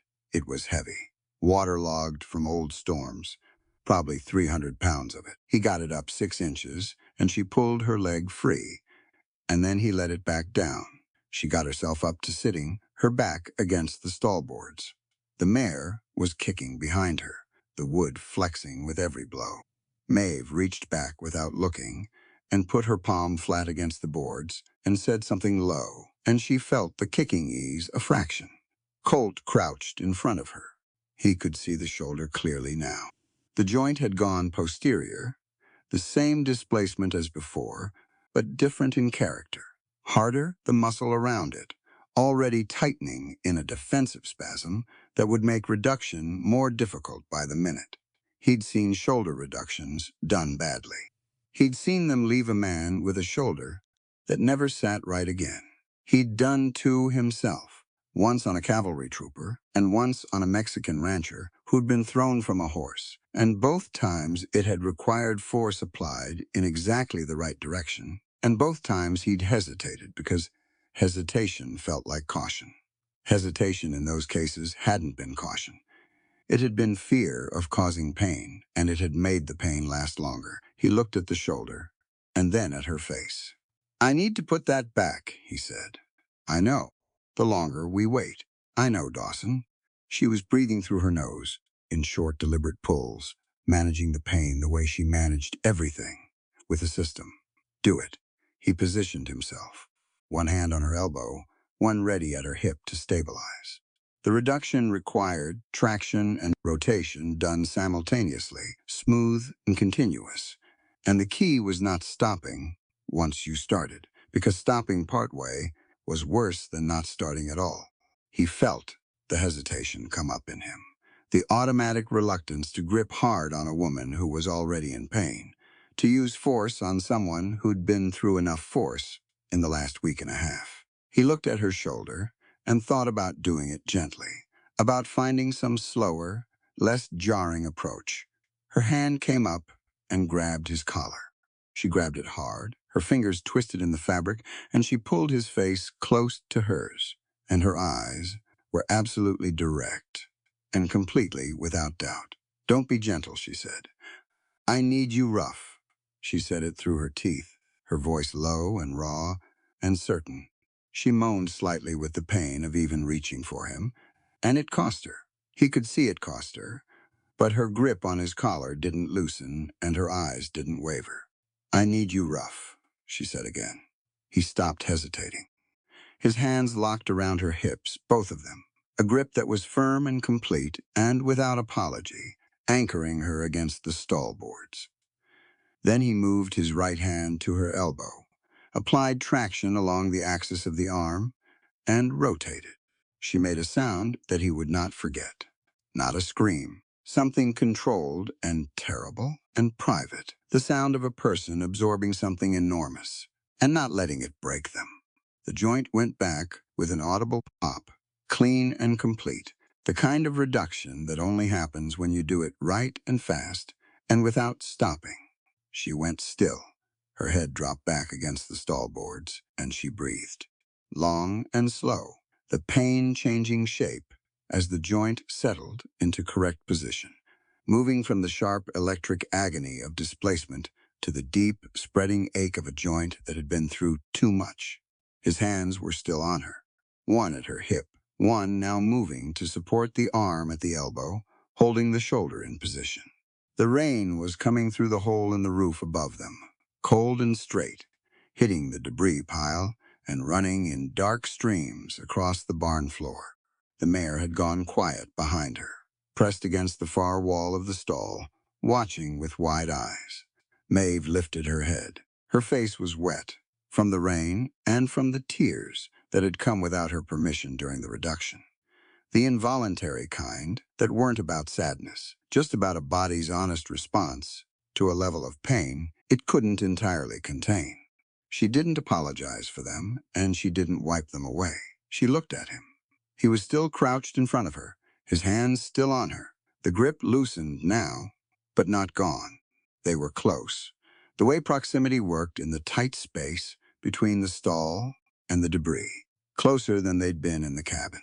The storm crashing around the walls of the barn, and the rain coming through the roof, and the lamp at the far end, throwing its small, warm light across all of it. He was aware of her breathing, slowing and steadying, the pain rhythm giving way to something more even. He was aware of his own hands, where they were, and what they were doing, and of the specific quality of the silence between them now that the worst was over. He should have moved back. There was no practical reason to still be crouching this close. He didn't move back. She was looking at him with an expression he hadn't seen on her before. Everything she usually kept managed and contained was very close to the surface. The pain had stripped something away, the way extreme moments did, and what was under it was not fragile. It was something else entirely. Something that had been building in the daily fabric of two people, working the same ground, eating across the same table, watching each other's backs in the dark. He looked at her and she looked at him, and the storm did what storms do, indifferent to anything happening beneath it. Then her free hand came up, slowly, and rested against his chest, not grabbing his collar this time. Just resting there, her palm flat over his sternum, feeling his heartbeat. He was aware of his heartbeat, in a way he hadn't been for a long time. He brought his hand up and covered hers. Both of them very still. The rain coming down through the broken roof, cold and clean and real. They stayed like that for a moment that didn't have a measurement to it. Then Maeve turned her head toward the mare, who had started shifting again in the stall behind her, and the moment moved into the next one. "We need to get her calmed down," Maeve said. Her voice was rougher than usual. "Yes," Colt said. He stood and offered his hand, and she took it, and he helped her up, and then he stepped back to a reasonable distance, and they both spent a moment, pretending they were entirely focused on the horse. He talked to the mare while Maeve steadied herself against the stall door. He didn't have her particular gift for it, but he'd been around enough frightened animals to know that tone mattered more than words, low and even and continuous. No excitement in it, no urgency. The mare's ear swiveled toward him. Then she blew out a long breath and stopped moving. Maeve looked at the hole in the roof. "That needs boarding tonight," she said. "I know. I'll get the lumber from the shed. Take the lamp." He took it. He went out into the storm and got the boards and came back and climbed up the internal structure to the broken section and began blocking the gap, working in the rain, nailing boards across the hole while the wind made everything sideways. It took him 40 minutes, and it wasn't a permanent fix, but it was enough to get through the night. When he came down, Maeve had gotten fresh bedding into the mare's stall and was leaning against the stall door, watching the horse eat. She was holding her left arm close to her body, not in a sling, just held.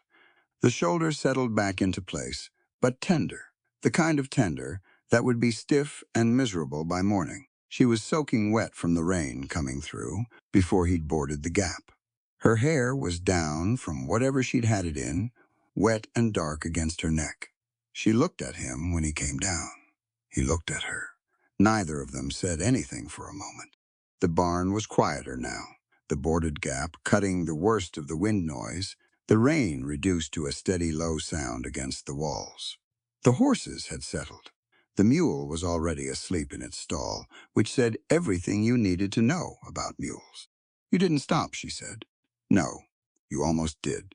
He nodded. For about 1 second, she held his gaze. "Thank you for not stopping." He looked at the shoulder, at the way she was holding it. "How bad?" "Bad enough, it'll be better in the morning. You should know ice." "Cold water, then." "There's a bucket." She allowed that. He got the bucket and soaked a cloth in it, and she held the cold compress against the shoulder joint for a few minutes sitting on a hay bale at the end of the stall row, the lamp between them on the floor. The storm was still going outside, but the heart of it had moved east, the worst wind coming in intervals now rather than continuously. Through the boarded gap above them, rain continued its patient work against the new timber. He sat on a hay bale across from her. "Does it go out often?" he asked, meaning the shoulder. "Since the first time 2 years ago." She shifted the compress. "Fence post fell on me. Same shoulder. It's been unreliable since. The reduction tonight was clean. It went back true." She raised her eyes to him. "You've done that before. Twice. Army. Once Army, once not." She considered that. "You have a lot of skills for a man who claims to be drifting." "Most of them I wish I didn't." She looked at the compress in her hand. The lamp between them threw its amber light upward, catching her face from below, the strong line of her jaw, her eyes, the wet strands of dark hair along her cheek. "Colt," she said. It was the first time she'd used his first name.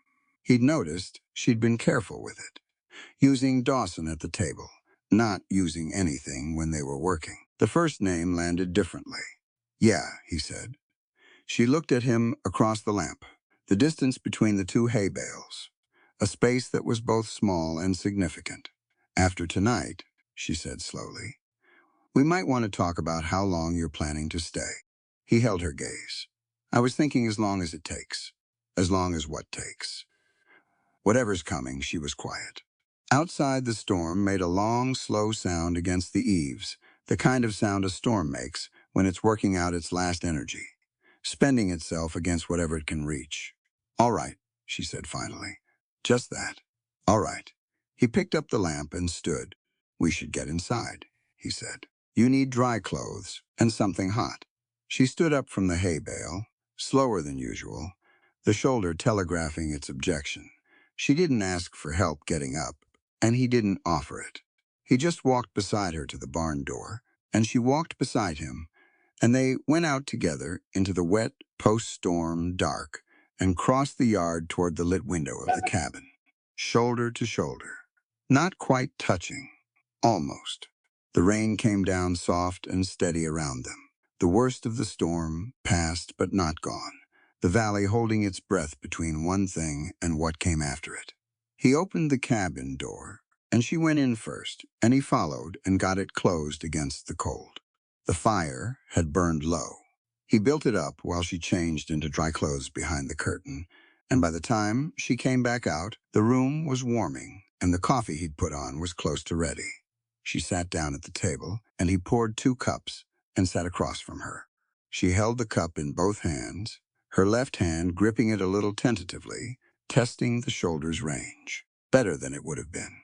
Not good yet. She looked at him across the table. He looked at her, the lamp, the fire, the rain on the roof, softer now. The particular enclosed warmth of a cabin at night in a storm. The feeling of walls doing their job, keeping the worst of everything outside while inside held its own small ordered world. "I found you in the east pasture," he said, "bleeding out. I didn't know whose land it was, or whose cattle, or anything about you." "I know," she said. "I just want you to understand that nothing I've done here has been about what I might get out of it." She looked at him for a long moment. "I know that too." He drank his coffee. She drank hers. The fire worked at the room, and the rain worked at the roof. And somewhere out in the dark, the valley lay wet and quiet under a sky that was beginning, very slowly, to clear in the west, the first suggestion of stars showing through a gap in the clouds above the ridgeline. He thought about her hand against his chest in the barn, over his heartbeat. He thought about the way she'd grabbed his collar and looked at him with that absolute certainty. No fear in it, no hesitation. Just a direct and uncomplicated demand for what the situation required. He thought about how long it had been since someone had looked at him like they were sure about him. Outside, the clouds kept moving east. The gap of stars widened, slow and steady, the way all permanent things moved. Patient, certain of the outcome, he finished his coffee and stood up. "Get some sleep," he said. "Shoulder'll be better if you rest it." She looked up at him. You too. He took his cup to the shelf and got the blanket from the chest and settled into his chair. The fire burned. The rain softened further, barely a sound now, more a feeling than a noise, the valley absorbing it. He sat in the chair and did not sleep for a long time, turning things over in his mind the way you turned a stone in your hand, looking at all its surfaces. Eventually the fire burned down to coals, and the room went quiet, and the rain stopped entirely, and through the window the stars were out over Wind River Valley, clear and cold and going on forever. He slept. 3 days after the barn collapse, the shoulder was well enough that Maeve stopped babying it. Colt noticed the change at breakfast. She reached across the table for the coffee pot with her left hand, full extension, no hesitation, and poured without wincing. She caught him watching and didn't say anything about it, just set the pot back down and drank her coffee. That was how she marked her own recovery, not by announcing it, just by doing the things she hadn't been able to do before, and moving on. The barn repairs took most of those 3 days. The center rafter had to come down entirely, and a new one go up in its place, which required rigging a block and tackle from the sound upper structure, and a level of patience with overhead timber work that tested both of them. Maeve worked alongside him through all of it, her left arm back in full use by the second day, her judgment on the structural questions better than his. She knew this barn.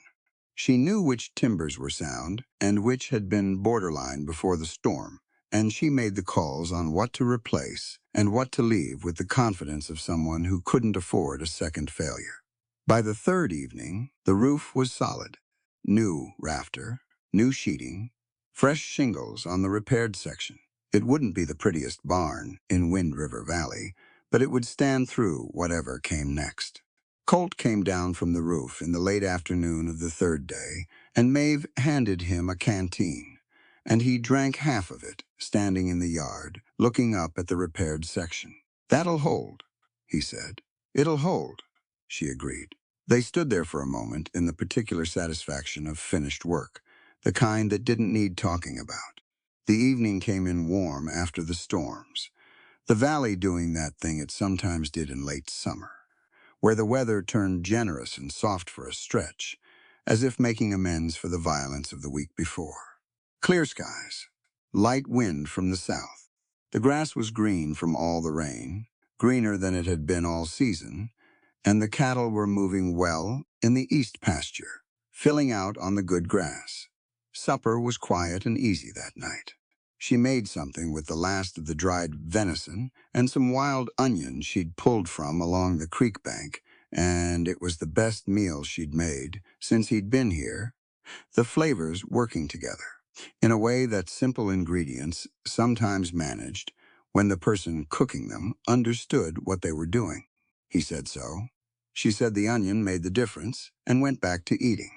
After supper, she heated water on the fire and told him he could use the wash basin while she walked the north fence line one more time before dark. He didn't argue. He'd been working in the same shirt for 3 days and it was past due. She took the rifle and went out. He washed at the basin, scrubbing the cedar dust and dried sweat out of his hair and off his face and neck, and then he took the shirt off and washed that too, wringing it out and hanging it near the fire to dry. He had one spare in his saddlebag, a gray flannel, and he pulled it out and shook it loose. He heard her come back in. He was at the basin, with his back to the door, running water over his forearms, and he heard the door open and her boots on the floorboards, and then the sound stopped. He turned. She was standing just inside the closed door with the rifle in her right hand, and her eyes fixed on his back, not his face. His back, his shoulder blade. He knew immediately what she was seeing. He'd known this moment would come, had thought about it in the abstract, had told himself he'd find the right time to handle it properly. But there was no right time for a thing like this, and he'd known that too. Underneath the telling himself otherwise, the brand was on his left shoulder blade, 3 inches across. The stylized R and R intertwined, the mark of the Red River Gang burned into the skin years ago, with the permanence that Knox preferred, because Knox believed in ownership and liked his men to carry proof of it. Maeve stood at the door and looked at it. He turned to face her fully. He didn't reach for the shirt. Reaching for the shirt would look like hiding, and he was done with hiding things from her. Her face had changed. The open, tired ease of after supper was gone. What replaced it was something more complicated. He watched her put it together. The brand, Gray's warning, the Red River Gang, and the thing that Gray had said that she'd been carrying quietly for days without pushing at him about it, giving him the time he'd said he needed.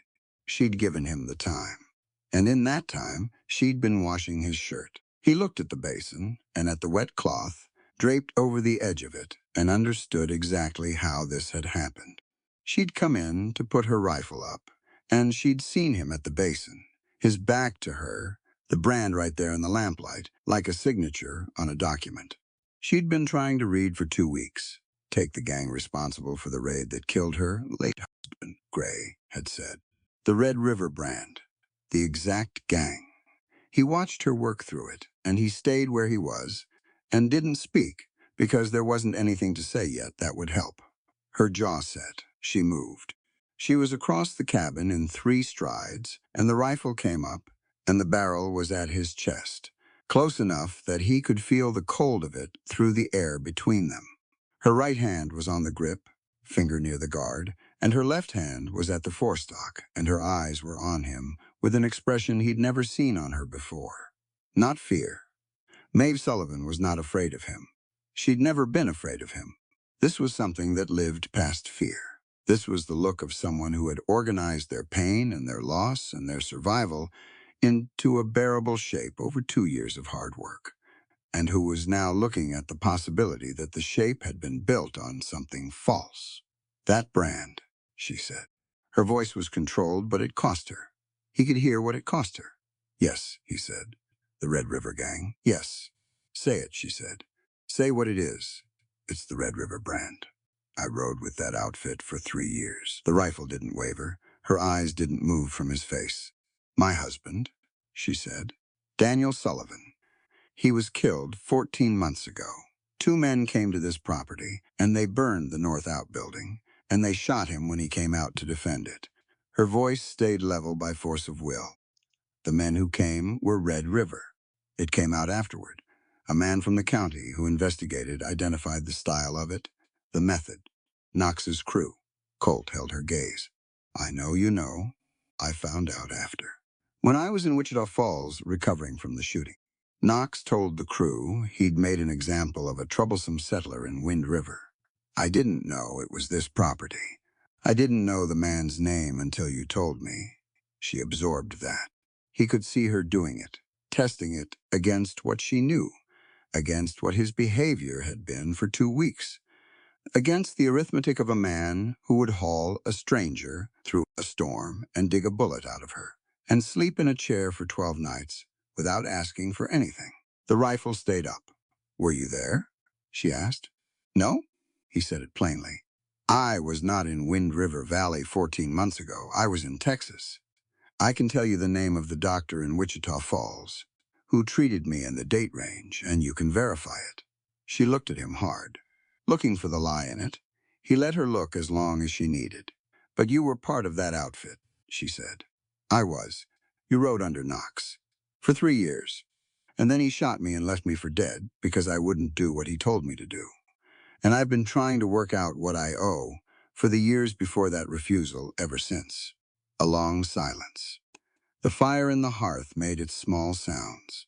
The lamp on the table burned steady. Outside, the warm south wind moved through the cottonwoods with a sound like water. She stood there with the rifle at his chest, and he stood there and didn't move and didn't try to change what she was deciding. He understood what she was deciding. She was deciding whether the man in front of her was the same man as the brand on his shoulder blade, or whether people were more complicated than their worst affiliations, or whether that distinction even mattered when the worst affiliation was connected to the death of her husband. He didn't have an argument to make. He had only the truth. And the truth was that he'd been part of something that had done terrible things, and that he'd eventually drawn a line, and that drawing the line late was not the same as never drawing it, but it also wasn't the same as being innocent. He knew all of that. He'd known it for 2 years. He stood and let her decide. She held the rifle at his chest for another long moment. Her breathing was controlled, and even the same deliberate rhythm she used when she was in pain, applying the same discipline to something that hurt differently. Then at the window, the first orange light appeared. Both of them saw it at the same moment.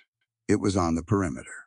The north side of the property, along the fence line, she'd walked not 20 minutes ago. A torch, then another, then a third, appearing one after another in the dark like a string of terrible stars. Then the shooting started. The first shot came through the north window and took out the glass in a single sharp explosion of sound and flying fragments. Colt dropped to the floor by instinct, reaching up and pulling Maeve down with him, the rifle coming with her as she went. She was already moving, already dropping her training and instinct faster than conscious thought. They hit the floor together, and more shots came, 3 in rapid succession, the bullets punching through the cabin wall above them and burying themselves in the far side with heavy, flat sounds. Maeve was on her stomach with the rifle, already working the lever, already pointed at the window. "How many?" she said. Colt got to the side of the window and looked through the broken edge of the glass. Fast, a single look, then back. 6 riders that I can see. Maybe more behind. He looked at her. Knox. She looked at him, the rifle in her hands, the brand on his shoulder. Everything that had been happening between them 1 second ago, suspended, put down, the immediate overwhelming. Everything else the way it always did out here. Her jaw was set, and her eyes were clear, and she made her decision in the time it took the next shot to come through the wall. She tossed him the extra revolver from the shelf without looking, the one she kept loaded and close since the first ambush. He caught it. "The ammunition box is under the bed," she said. "Secondary rifle is above the hearth." She went to the window. He went for the ammunition. Outside, the torches were spreading, 2 of them moving toward the barn now, the orange light sweeping across the yard. Burl Knox had come with enough men and enough fire to finish what his hired hands had failed to do with rifles in a storm. Colt got the ammunition box and the rifle from the hearth rack and came back to the wall. He checked the rifle. Loaded, 1 in the chamber, 7 in the magazine.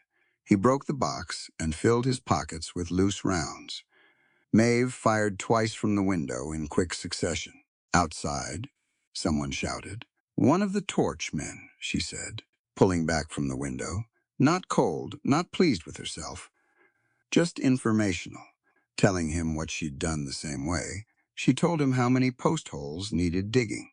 A volley of return fire came through the north wall, a dozen shots in 5 seconds, the cabin absorbing them with a sound like hammers on wood.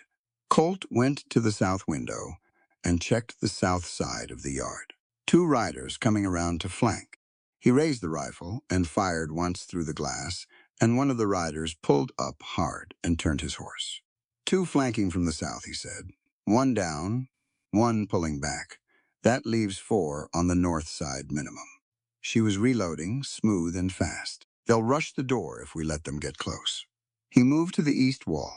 There was a small window there, more of a gun port than a window, and from it, he could see the east side of the property and the main track. 3 horses at the tree line, holding back.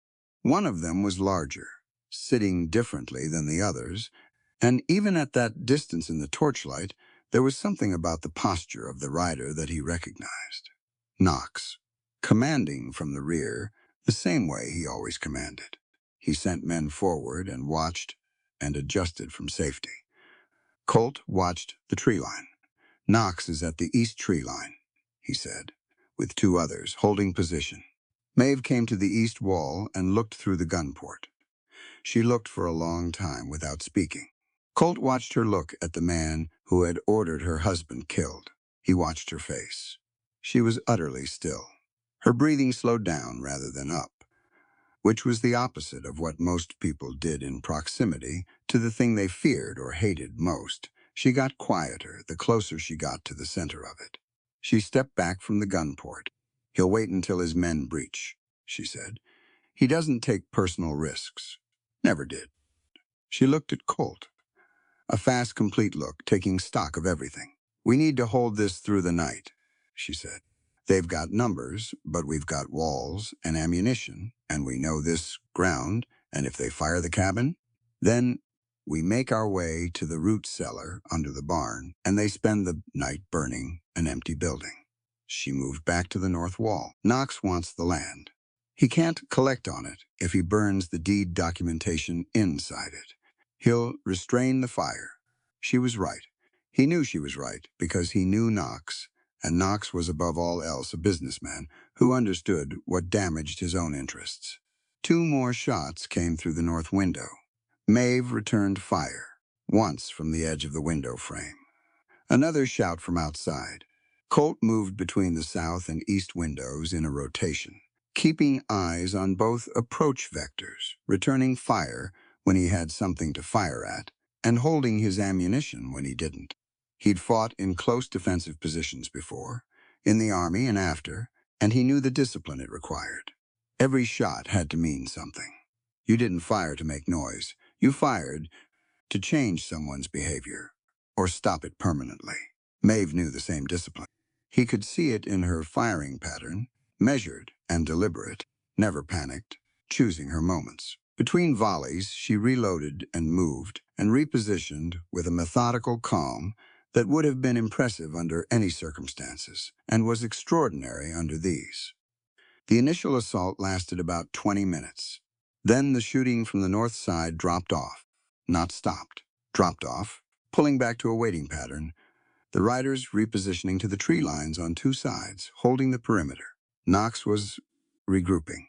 He had men down, and he was reevaluating. The cabin settled into an armed, breathing quiet. Maeve was at the north wall, rifle ready, watching the dark between the muzzle flashes when they came. Colt was at the east wall, watching the tree line. Knox was still there. He could see the shape of him occasionally when the torchlight moved. "We stopped the initial push," Colt said quietly. "He'll try again in an hour, maybe 2. She wasn't looking away from the window. "He'll think we're going to get tired or run low. Will we?" She looked at him sideways. "I've got 2 boxes of rifle ammunition and 1 of pistol rounds, all full, you." He checked his pockets. "Most of what I took from the box. 45 rounds. We're not running low."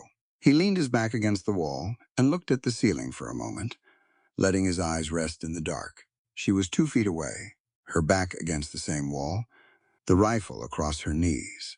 The thing that had been happening between them, when the torches appeared, was still there, set aside but present, like a fire banked down to coals that hadn't gone out. He was aware of it. He thought she was, too. "Maeve," he said. "Not now," she said. "I know. I just—" "Not now, Colt." He was quiet. She was right. Everything between them, the brand, her husband, the accounting that hadn't been finished, all of it would wait until there was room for it. Right now, there was no room. Right now, there was the cabin and the dark, and the men at the tree line, and the question of what came next. He accepted that. He checked the east window again. 2 knocks still at the tree line, 2 riders beside him, close. Then something moved on the south side of the yard.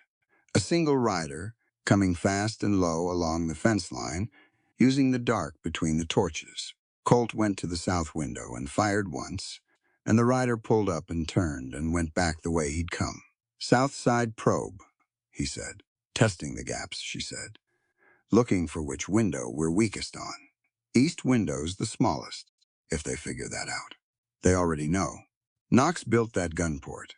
He sold this property to my husband's father before the old man died." She paused. "He always intended to get it back." Colt looked at her. She was looking at the north window, her profile sharp in the lamplight. "He had the gun port put in himself," she said, "so he knew about it. He'll send someone through the east side in the second push. I'll take the east wall permanently." "Yes," she said. "Do that. He moved to the east wall and settled in. The night stretched out around the cabin, the torches at the perimeter burning steady, the riders holding position, Knox at the tree line running his calculations. Inside the cabin, Maeve Sullivan and Colt Dawson sat with their backs against their respective walls and their rifles ready, and 2 boxes of ammunition between them. And the wind from the south moved through the cottonwoods outside, warm and indifferent, while overhead the stars that had come out after the storm burned on in their cold and permanent way. Whatever was going to be said between them would wait. Everything waited for what the dark brought next. The second push came at midnight. Colt heard it before he saw it. The horses moving from the tree line, the difference in the sound of hooves going from standing to purposeful, the shift in rhythm that told you men had been given an order and were carrying it out. He was at the east wall, he called it. They're moving. Maeve was up from the floor in one motion, rifle to the north window. They came from 3 directions this time. North, east, and south simultaneously, Knox having figured out in the 2-hour lull that a 2-person defense couldn't cover all 3 angles at once without leaving something open. It was a sound tactical decision. It was the kind of thinking that had kept Knox operating for a long time. What Knox hadn't accounted for was that Maeve had grown up on this land and knew every inch of the approach angles, and that Colt had spent 3 years watching Knox run operations and knew exactly how the man thought. "East rider coming fast," Colt said. He fired once through the gun port, and the rider veered off. From the north window, Maeve put 2 shots into the dark in quick succession, and someone outside made a sound that ended abruptly. The south side was the problem. Neither of them was on the south wall, and a rider had gotten close enough to try the door. The handle moved. Colt had dropped the bar across it before dark, and it held, but the man outside hit it with his shoulder, once, twice, hard. Colt moved from the east wall to the south in 3 steps and put the rifle barrel through the south window and fired without looking at a target, just into the space directly outside the door. The shoulder hitting the door stopped. He went back to the east wall. Maeve was keeping the north side honest, firing in a measured pattern. Not fast enough to empty the magazine, but fast enough to make the approach cost something. He could hear the riders out there, pulling back and regrouping. The second push already losing its momentum. The assault lasted 12 minutes. Then they pulled back again to the tree lines. Colt leaned against the east wall and reloaded in the dark by feel. "How many you think we've put down?" he said. 2 confirmed from the first push, 1 from the second. She was reloading too. That leaves at least 3 operational, plus Knox and his 2 at the tree line. Knox won't move from the tree line unless everything else fails. "I know." She moved to the north window and looked out carefully from the edge of the frame. "They'll try the fire next. They've held off because of the deed documentation, but they'll calculate that burning us out is worth more than waiting. If they fire the root cellar, under the barn floor, 3rd plank, from the east wall. Trap door with an iron ring. It goes 12 feet down, and there's a secondary exit that comes up 20 yards south of the barn, behind the equipment shed." Colt filed that away. "You built an escape route. My husband did. His father before him. She came away from the window. Out here, you build for the worst thing you can imagine happening. Then you build for the thing you didn't think of." He looked at her in the dark.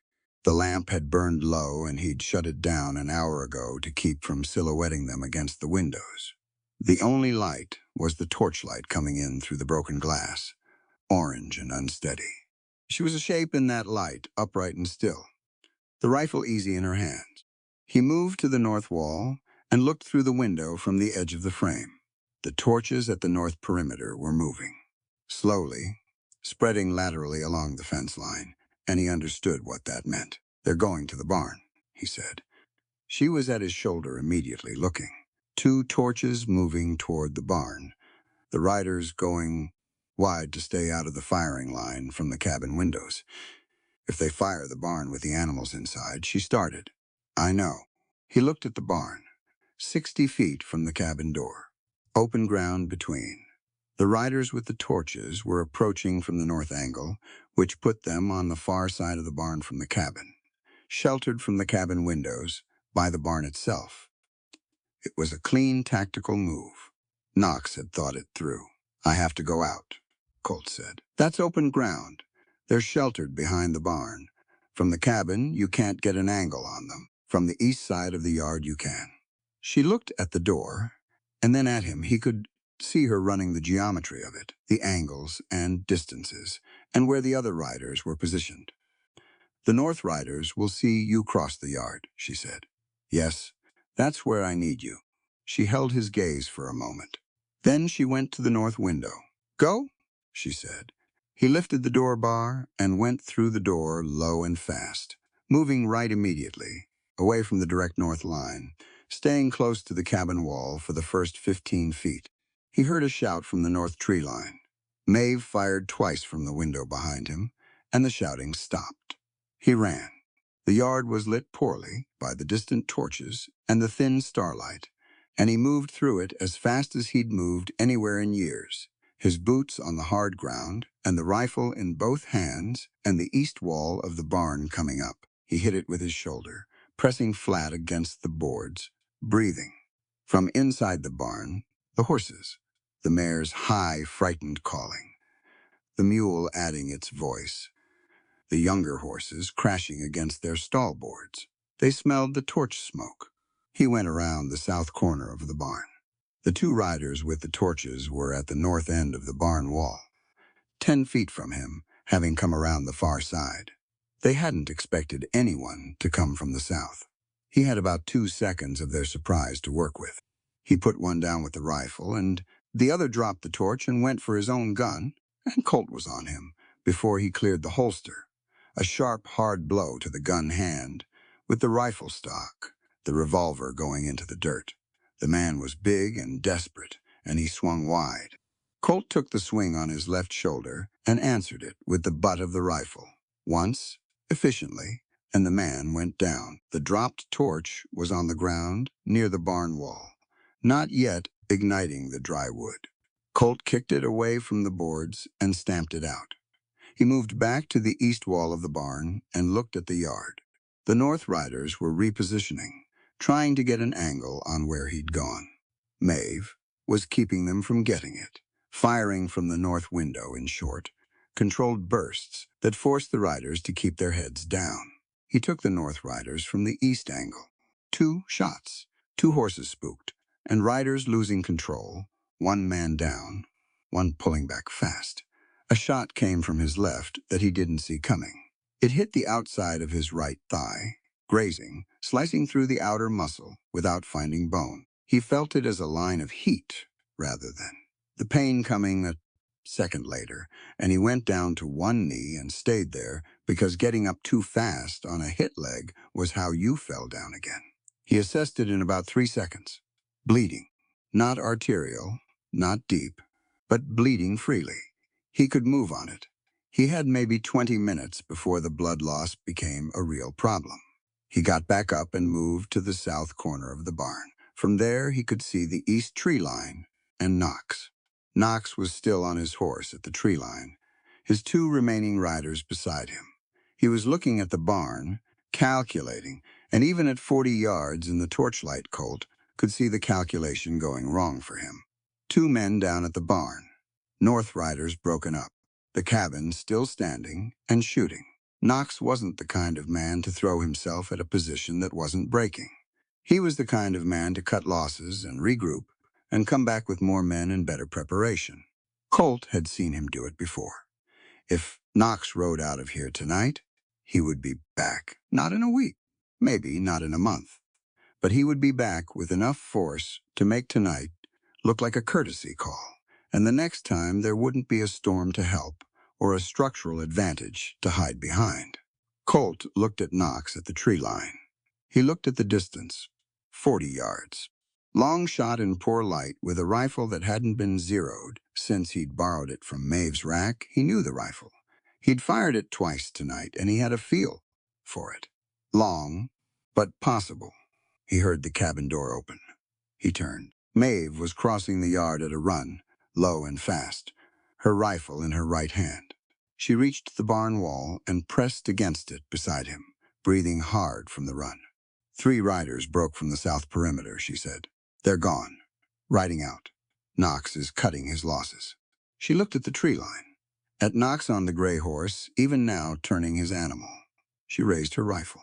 Colt put his hand on the barrel, not pushing it down, just resting there. She looked at him. He's at the edge of the range, he said. I know the range on this rifle. In this light, at this distance, you might wound him. A wounded Knox comes back twice as angry and twice as careful.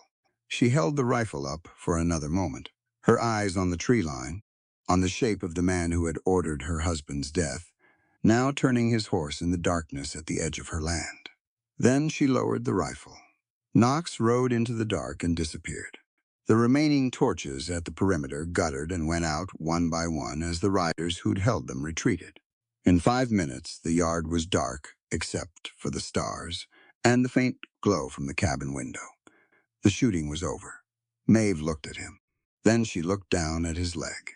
You're hit, she said. Grazing shot. I'm all right. You're bleeding through your trousers. I noticed. She took his arm and turned him toward the cabin, without further discussion. Inside, she lit the lamp and looked at the leg and determined the same thing he had. Deep graze, no bone, no artery, needs cleaning and binding. She did the cleaning with the efficiency she'd applied to every physical problem since he'd met her. No wasted motion, no unnecessary commentary on how it looked.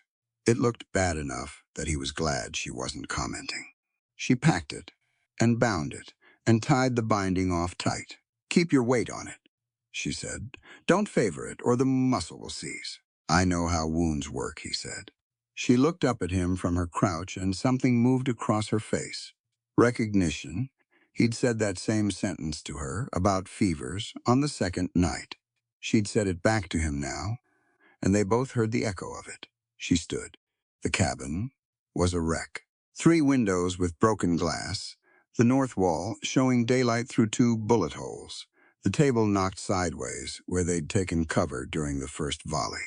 The floor was gritty, with plaster dust and glass fragments. She looked around at it without expression, accounting for the damage the way she accounted for everything else on this property. He watched her do it. Maeve, he said. She turned. He'd been thinking about how to say this since the torches had appeared in the window. He'd been thinking about it through the whole fight, in the spaces between shots, the way your mind worked on things in the background, even when the foreground was entirely occupied. He'd been thinking about what was owed and to whom, and how you said it when words were inadequate to the size of the thing. I can't give back what Knox took from you, he said. I know that. She was very still. I rode with that outfit, he said. I didn't know it would go where it went, but I stayed longer than I should have after I started to know. And that means I carry some of what came from it, including what happened to your husband. He held her gaze. I'm not asking you to forgive that. I don't think that's a reasonable thing to ask. She looked at him. In the lamplight, her face was tired and clear and complicated. I was shot and left for dead, he continued, because I refused to execute a defenseless family. I walked away from the brand and from Knox, and I've been trying to work out what the right thing to do with the rest of it was. He paused. Coming here was part of that. Stopping Knox here, in this valley, on this land. It won't undo what he did, but it's the thing I can actually do. The cabin was quiet around them. Outside, somewhere in the dark, an owl called once from the cottonwoods, and the creek ran its low, patient course, and the cattle settled in the east pasture, now that the torches were gone and the shooting had stopped. Maeve turned to the hearth and built the fire up from the coals. Methodical and quiet, she got it going and stood looking at it for a moment. Then she turned around.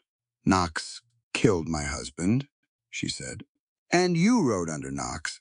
Those are both true at the same time. She paused. But you also pulled me out of a field in a hailstorm when you had every reason to ride on. You dug a bullet out of my shoulder and changed the dressing 3 times in one night. You built my fence. and walked my channel and fixed my barn roof. She met his eyes. You put yourself between me and that window tonight. He didn't say anything. I know what you are, she said, and I know what you're not. I made that call the first night when I put the knife down. She looked at him steadily. I'm not unmade by hard information. I don't work that way. He held her gaze. She crossed the room and stopped in front of him, close, looking up at his face in the lamplight with the direct assessing look that was entirely hers. She reached up with her right hand and put it against his jaw for a moment, the same way she'd put her palm against his chest in the barn. A deliberate contact, a statement, rather than a question. Then she dropped her hand. Sit down before you fall down, she said. That leg needs to stay still for an hour. She went to the shelf and got the coffee tin and started the fire up properly. He sat down in the chair by the hearth. The leg ached with a deep spreading burn, the way grazing wounds always did, once the adrenaline cleared out. He stretched it in front of him and let the fire's heat work on it. She brought him coffee and sat across from him with her own cup. They sat in the firelight and drank their coffee, and the night settled into the quiet that comes after violence, when the violence is finished for now, a particular kind of quiet that had its own weight and texture. He'll come back, Colt said. I know, not tonight, but he'll come back. Then we make sure we're ready. She drank her coffee. The ledger books I showed you. Knox's connection to the bank, the county syndicate. If I can get documentation of the land fraud, the actual evidence of who paid for the raids, Knox loses his political cover. Gray would have to act on it. Knox keeps his business records close. His saddlebags, usually. She looked at him. You know that. I traveled with the man for 3 years. His record-keeping was meticulous. He believed in documentation. Colt paused. It was a weakness in the end. He kept everything because he trusted in his own power more than he trusted in destroying the evidence. If we could get to those records, we'd need to get to Knox. She nodded slowly. The calculation working in her eyes, the same strategic mind that had figured out Knox's approach angles before he'd tried them, the same intelligence that had read the bank and the county connections and laid it all out in columns on paper. Devil's Creek, she said after a moment. He looked at her. It's a limestone canyon about 4 miles northeast. Knox's crew has used it as a staging area before. There was a fire up there in June. Same night the South Pasture Grass fire happened here. 2 incidents at once, Knox splitting his crew between them. She paused. If he pulls back from here tonight, he'll regroup there. It's the best cover in this part of the valley. Colt thought about the terrain. He didn't know Devil's Creek specifically, but he'd ridden the northeast quadrant of the valley during his first week here, checking the lay of the land the way he always did in unfamiliar territory. Limestone corridor. Narrow. High ridge on both sides. He thought about what you could do with high ground and a lever-action rifle. He looked at Maeve. She was looking at him with the same thought already in her eyes. You know that ground, he said. I grew up on this valley, she said. I know every inch of it. He drank the last of his coffee. The fire worked at the room. The leg ached. Through the broken north window, the sky was going from black to the particular dark blue that came before first light, the stars at the western edge of the sky starting to fade. Morning was coming. They had things to do before Knox reorganized himself. You should rest, he said. So should you. A few hours, he said. Then we figure out how to end this. She looked at the fire, then at him. A few hours, she agreed. She went behind the curtain. He heard her settle onto the bed, the careful sound of a tired body finding its rest position. He stretched out in the chair with his leg extended, and the blanket over him, and the fire warming the room. And he thought about Knox at the tree line, turning his horse in the dark, and about Devil's Creek, and about what 4 miles of limestone corridor looked like from a high ridge with a lever-action Winchester. He thought about Maeve's hand against his jaw, brief and deliberate, and exactly what it was. He closed his eyes. Outside, the first birds were starting in the cottonwoods, the earliest ones, the ones that didn't wait for full light to begin. The creek ran steady. The cattle moved in the pre-dawn dark, slow and settled, the terror of the night before already metabolized into the simple ongoing business of being cattle on good grass. Sleep came fast. It was the sleep of someone who had done the right thing in the right moment and could rest in that, at least for a few hours, at least until morning brought. What morning brought? The Wind River Valley went quiet around the cabin, holding its breath between one chapter and the next. They rode out before full light. Colt's leg had stiffened overnight, the way wounds did when you let them rest, the muscle tightening around the damage like it was trying to wall it off from the rest of the body. He walked it out in the yard while Maeve saddled the horses, moving slow at first and then faster. Forcing the muscle to remember it still worked. By the time he was in the saddle, it was down to a deep, manageable ache. Maeve had the lever-action Winchester in the saddle scabbard and a full cartridge belt across her chest. She'd put her hair up under her hat, and she was wearing her working clothes, canvas and flannel, and she sat the horse with the straight-backed ease of someone who'd been riding since she could walk. She looked at him, checked his leg position in the stirrup, without commenting on it. "Ready," he said. They rode northeast. The valley was extraordinary in the pre-dawn, the rain-green grass catching the first gray light, the cottonwoods along the creek still dark, the cattle shapes moving slow in the east pasture, a mist sitting low in the creek bottom, thin and pale. The sky overhead going from black to deep blue to the first suggestion of color at the eastern edge, a line of orange-pink that hadn't committed to morning yet. Neither of them spoke much on the ride. There was a comfort in that. They'd gotten past the point where silence between them felt like distance. It had become something else, a shared space they both inhabited without needing to fill it. 4 miles at a careful pace, keeping to the creek bottom where the soft ground muffled the horse's footsteps. Colt rode slightly ahead where the terrain narrowed, reading the ground, watching the ridge lines. Maeve rode close behind and slightly right, covering the angles he wasn't watching. They worked together, the way they worked in everything, now, without discussion, each taking the part that made sense. Devil's Creek announced itself first by sound. Water, somewhere ahead, not the flat movement of the creek they'd been following, but something with more voice to it. Water moving through a confined space, the echo of it giving the sound a particular resonance. Then the land changed, the grass giving way to pale limestone outcroppings, the ground rising on both sides, and then the canyon mouth opened up in front of them. Colt stopped his horse. He looked at it. The limestone corridor ran maybe 300 yards, narrow at the entrance and slightly wider at the far end where the walls stepped back.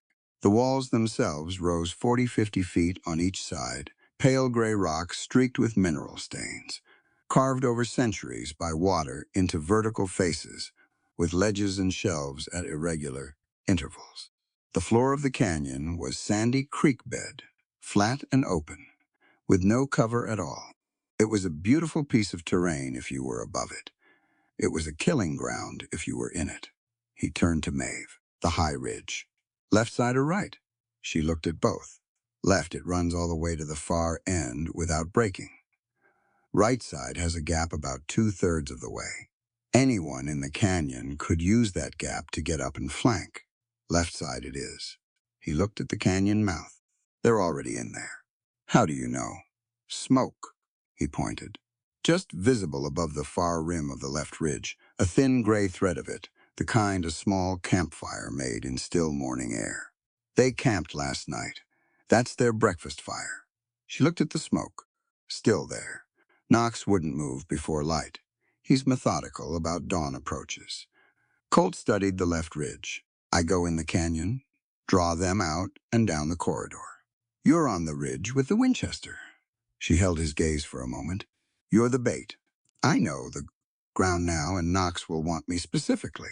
He knows I'm with you. He'll send his best men after me, which means his best men are in the corridor and not on the ridge." She looked at the canyon again. running the geometry of it, the sight lines from the ridge to the canyon floor, the angles and distances. 400 yards at the far end, she said. Closer near the mouth. Can you make 400 with that rifle? She looked at him like he'd asked if she could saddle a horse. Get me up there, she said. They tied the horses in the scrub below the ridge and climbed the left side on foot. The limestone offered good purchase, cracks and ledges deep enough to get a boot into, and they went up without ropes in about 15 minutes. Colt's leg complained on the steeper sections, and he climbed through the complaint. At the top, the ridge was flat and wide enough to move on, the rock warm already from the morning sun that was just clearing the eastern horizon. From up here, the canyon floor was fully visible, the whole 300 yards of it laid out below like a map. And there, at the far end, Knox's camp. 6 men around a low fire, horses picketed along the far wall. Colt counted them twice and got 6 both times. Knox would be one of them. The other 5 were what remained of his crew after last night. Maeve was already prone on the ridge with the Winchester, working the rear sight, adjusting for the distance. He crouched beside her. Knox is the one in the gray coat. She found him in the sight picture. Said nothing. I'm going down to the canyon entrance, Colt said. Give me 5 minutes to get into position. When they move toward me and they're in the corridor, you pick the flankers. Leave Knox. She pulled her eye from the rifle. Looked at him. Leave Knox. He'll have the saddlebags. We need what's in them. He held her gaze. I'll take Knox. She held his gaze for a long moment. He knew what was in it. The 14 months of it, the specific shape of what Knox had taken from her, the way grief carried a person's face forward in time, even when they were trying to leave it behind. She gave him the nod. He went back down the ridge. He moved to the canyon entrance and stopped in the shadow of the east wall, in the cover of a limestone outcropping. He checked the revolver, checked the rifle he'd taken from the cabin rack, checked his leg again. Still aching, still working. He stepped into the canyon. He walked forward 20 yards and stopped in the open, made himself visible. He was far enough into the corridor that the camp at the far end would be able to see him, and he was standing still and upright, which was its own message. It took about 30 seconds. One of the men at the camp stood and pointed. Then 2 more stood. Then the horses were being moved, and there was a brief commotion of men pulling on coats and picking up weapons, and then they were coming down the corridor toward him. 4 of them, moving fast, spread across the canyon floor, using both walls for cover. Knox stayed at the far end.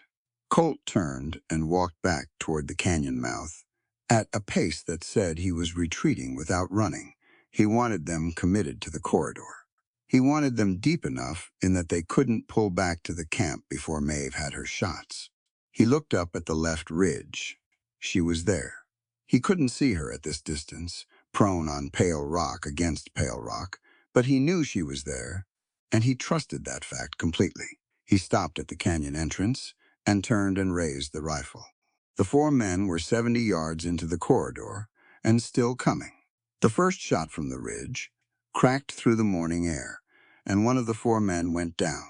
The remaining 3 stopped, looked up at the ridge, started to scatter back toward the walls. The second shot came fast, the lever action cycling smooth, and the man nearest the left wall dropped. The third shot. One of the remaining 2 was down before he reached the wall. The last man made the right wall and pressed against it, using the limestone for cover, looking back toward the camp where Knox was still positioned. Colt moved into the corridor. He went along the left wall, keeping the limestone at his shoulder, moving fast toward the remaining rider. The man saw him coming and brought his rifle up, and they fired at the same moment, both shots loud and flat, in the confined space. The man's shot went wide. Colt's didn't. The man slid down the wall and stayed there. The corridor was silent. Colt stood in the middle of the canyon floor and looked at the far end. Knox was alone at the camp now. His last man had stayed at the horses and was now on one of them, already riding, going up and over the far rim of the canyon at a hard run. The man had made a fast, accurate assessment of the situation and acted on it. Colt couldn't blame him for it. Knox was not running. Knox stood at the far end of the corridor with a revolver in his hand and looked at Colt 200 yards away. And even at that distance, and in that light, Colt could see the way the man carried himself. The absolute certainty that had always been there. The belief that the world organized itself around his intentions. Knox raised the revolver. At 200 yards with a revolver, it was theater, not marksmanship. The shot went into the canyon wall 6 feet to Colt's left. Knox knew it was theater. He'd always understood theater. He was buying time, working out the problem. "Dawson?" Knox called. His voice carried well in the limestone corridor, the walls throwing it back and forth, multiplying it. "I heard you were dead." "You heard wrong," Colt said. He kept walking. Knox fired again. This shot was closer. Maybe he was better with a revolver than Colt remembered, or maybe the corridor was compressing the apparent distance. Colt raised the rifle. He walked, and he kept the rifle up, and he kept his eyes on Knox, and he kept walking. His leg was burning steadily now, the tissue complaining about the pace and the terrain. And he walked through it, because there was no other option, and because he'd walked through worse. Knox fired a third time. This one found him. It was the thigh, outside of the right leg again, a few inches above the wound from last night. Different enough from the grazing shot that for one instant he thought it had missed, and then the leg went out from under him, and he went down to one knee. He kept the rifle up. He fired from one knee, a shot that went true, and Knox went down behind the supply pack he'd been using as partial cover. Colt got back up, one leg working right, one working wrong. He moved forward. Knox came up from behind the supply pack. His right arm wasn't working. Colt's shot had found the shoulder. He had the revolver in his left hand now, which he was less comfortable with, and his face had gone from the certain look to something else. Something that Colt had never seen on Knox's face in 3 years of riding with him. Calculation that was failing. Colt stopped 10 yards from him.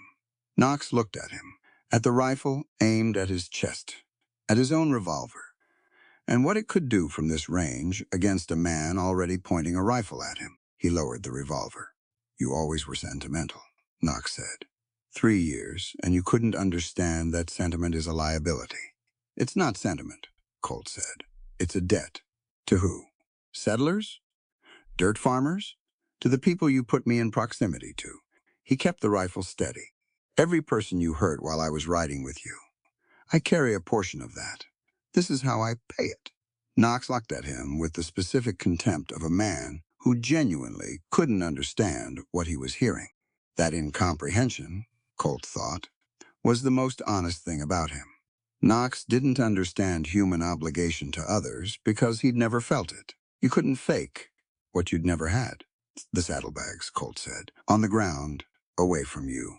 Knox didn't move immediately. Colt waited. Knox dropped the saddlebags. Colt moved forward and kicked them behind him, keeping the rifle on Knox, then reached down with his free hand and pulled them back. He could feel the weight of the ledger books in them, the bound record-keeping that Knox had maintained across a decade of fraud and violence. The documentation of his own crimes kept close, because he'd always believed himself untouchable. "You can't hold land you took from people by force," Colt said. "It doesn't hold. You can put your name on the deed, but the land knows what happened, and the people who survived it know, and eventually everyone knows." Knox looked at him with that contempt. Then from the left ridge, Maeve's voice. "Colt!" A warning. He turned his head a fraction and caught the movement at the top of the right ridge. The man who'd fled on horseback hadn't gone far. He'd gone up and around and come back from above, a rifle now at the ridge edge. He was too far for a revolver shot, too exposed on the ridge for cover. Colt threw himself left. The shot from the ridge came simultaneously and hit the canyon floor where he'd been standing and through chips of limestone. He rolled and came up with the rifle and fired at the ridge, and the man pulled back. In the moment he'd been looking at the ridge, Knox had moved. Not away. toward the picketed horses, his left hand working at the rope, his wounded right arm held against his body, his face set with the specific fury of a man who has run out of options and chosen movement over surrender. He got a horse loose and got his left foot in the stirrup and was going up when Colt fired. The shot found Knox in the upper back. Knox came off the horse. He hit the canyon floor and stayed there, the horse bolting past Colt toward the canyon entrance, hooves loud on the limestone, the sound of it echoing off the walls and coming back, and echoing again until it faded into the morning. The corridor went quiet. Colt stood in the middle of the canyon floor, with the rifle and his leg bleeding, and the saddlebags at his feet, and the echo of the last shot moving through the limestone walls, like something that needed time to understand. It was over. Knox didn't move. He heard boots on the canyon wall, the sound of someone descending fast, and Maeve came down the left ridge in less time than it had taken them to climb it. She crossed the canyon floor to him and looked at his leg, and then at Knox, and then at him. She didn't say anything about Knox. She crouched and looked at the leg. Through and through, she said, her fingers finding the exit on the back of the thigh. You're bleeding badly, I know. Sit down. Not yet. She looked up at him. He looked at Knox on the canyon floor, and then at the saddlebags, and then he picked the saddlebags up and slung them over his shoulder. Now I'll sit down, he said. She got him to the canyon wall and got him seated with his back against the limestone, and she pulled her neckerchief off and packed the entry wound and used the remaining strip of binding from the cabin to hold it tight. Her hands were fast and sure, and he watched them work and let them. You should have gone for cover faster, she said. I know. He telegraphed that he had a man on the ridge. I know that too. She tied the binding off, looked at the work. This will hold until we get you back. He leaned his head against the limestone and looked up at the strip of sky visible between the canyon walls, blue and cloudless, the morning light hitting the top of the west wall and making the pale stone almost white. He was tired in a way that went past the body. The kind of tired that arrived after something you'd been carrying for a long time had finally been set down. She sat beside him against the wall. For a moment, they were just two people, sitting in a limestone canyon in the morning light, their backs against ancient stone, the saddlebags with their evidence between them on the ground, and the creek running its thin, clear voice somewhere below the canyon floor. His shoulder was against hers. He felt her breathing, slower now, the combat tension releasing the way it always released. When the threat was gone, the body recalibrating. It's over, he said. She was quiet for a moment. Knox is over. The bank connections aren't. The county syndicate isn't. No, but you'll have the documentation now. He looked at the saddlebags. Knox's records go back years, enough to implicate every county official who took his money and every bank officer who carried his loans. She looked at the saddlebags, then up at the strip of sky. Daniel would have wanted to see this day, she said. Her voice was even, not performing grief or suppressing it, just stating something true. He didn't try to say anything adequate to that. He just sat beside her and let the statement be what it was. After a while, she said, "Can you ride?" "Yes." "Then we should get back." She got up and offered him her hand, and he took it and got up, and they stood facing each other in the canyon, the light coming stronger now. Full morning arriving over the rim of the walls and dropping into the corridor in long, warm shafts. She was looking at him. He was looking at her. The canyon was quiet around them. The limestone walls, the sand underfoot, the thin, clear sound of the water. The morning, in all its indifferent beauty, doing what mornings did, arriving without ceremony, going on without permission. He reached up and pushed a strand of dark hair back from her face. A deliberate thing, unhurried, and she let him. She put her hand against his chest again, the way she had in the barn, over his heartbeat.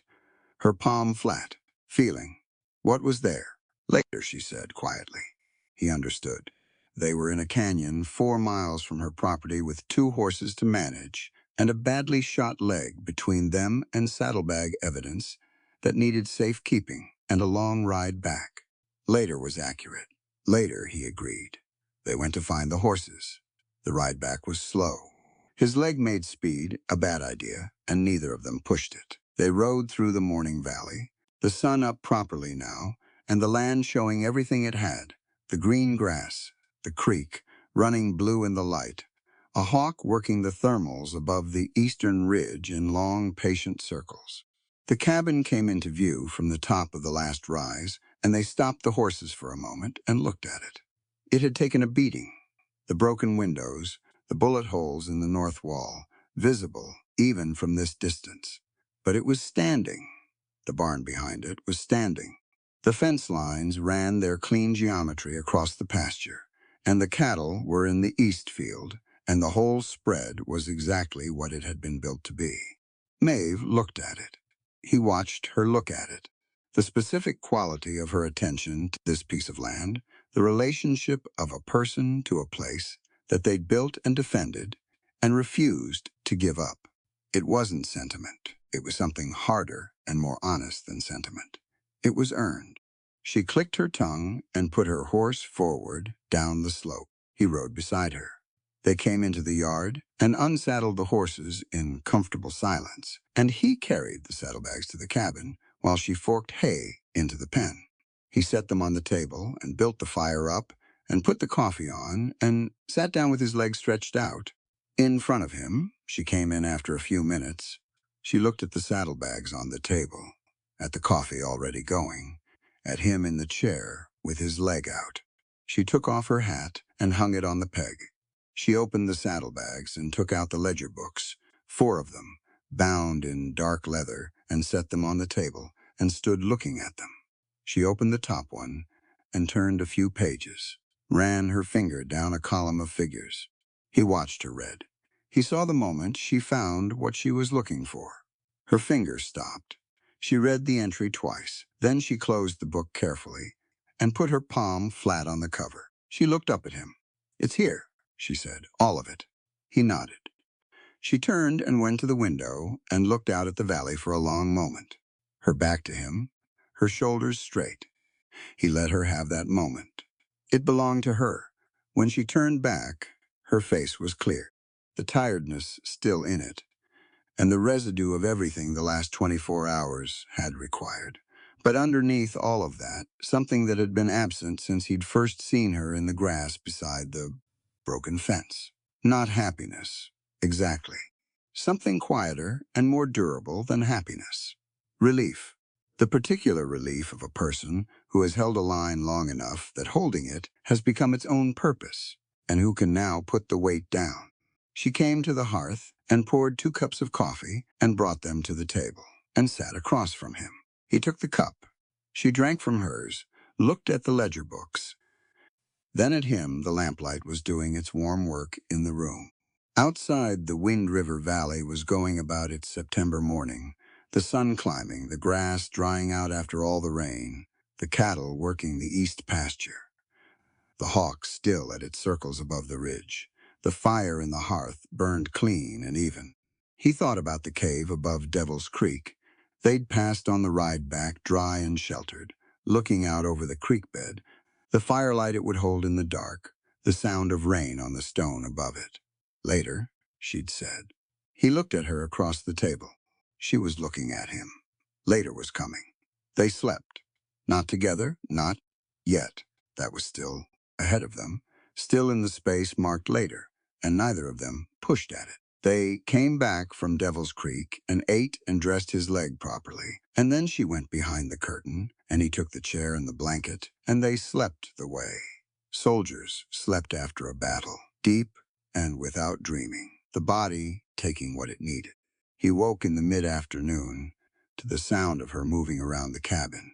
She was at the table with Knox's ledgers spread open, 3 of them at once, cross-referencing columns, making notes on a piece of paper in her small, precise handwriting. She had a cup of coffee at her elbow, and she was entirely absorbed in what she was reading. He lay in the chair and watched her work for a moment.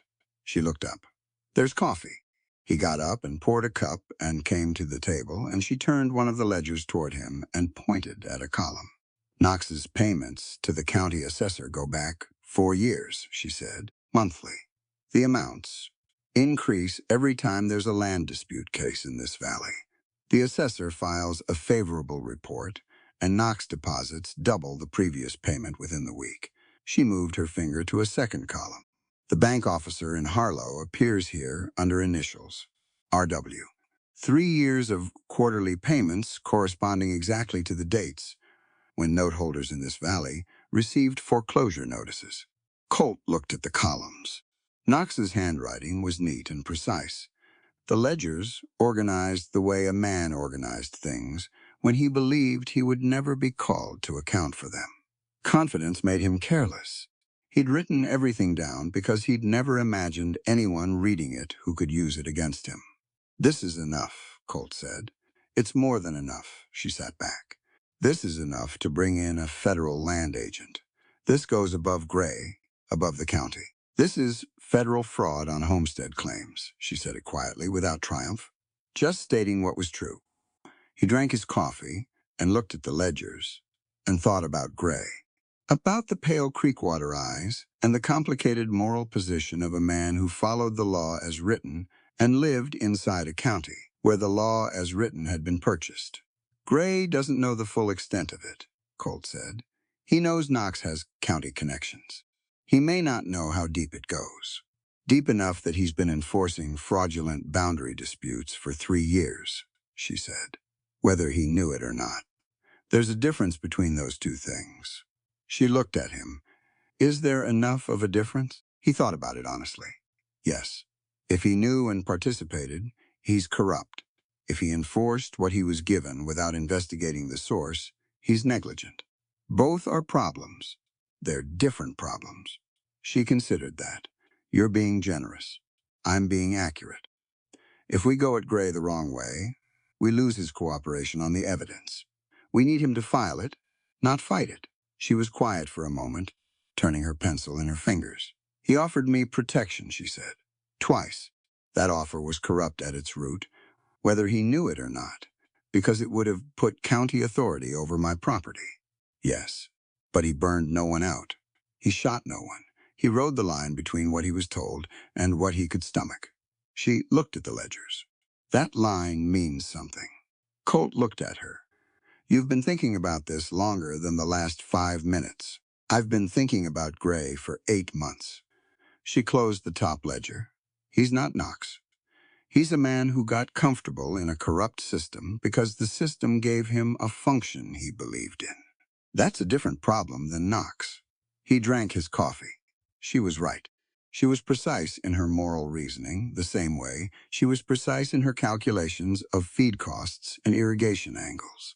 She didn't round numbers up or down. She took them as they were.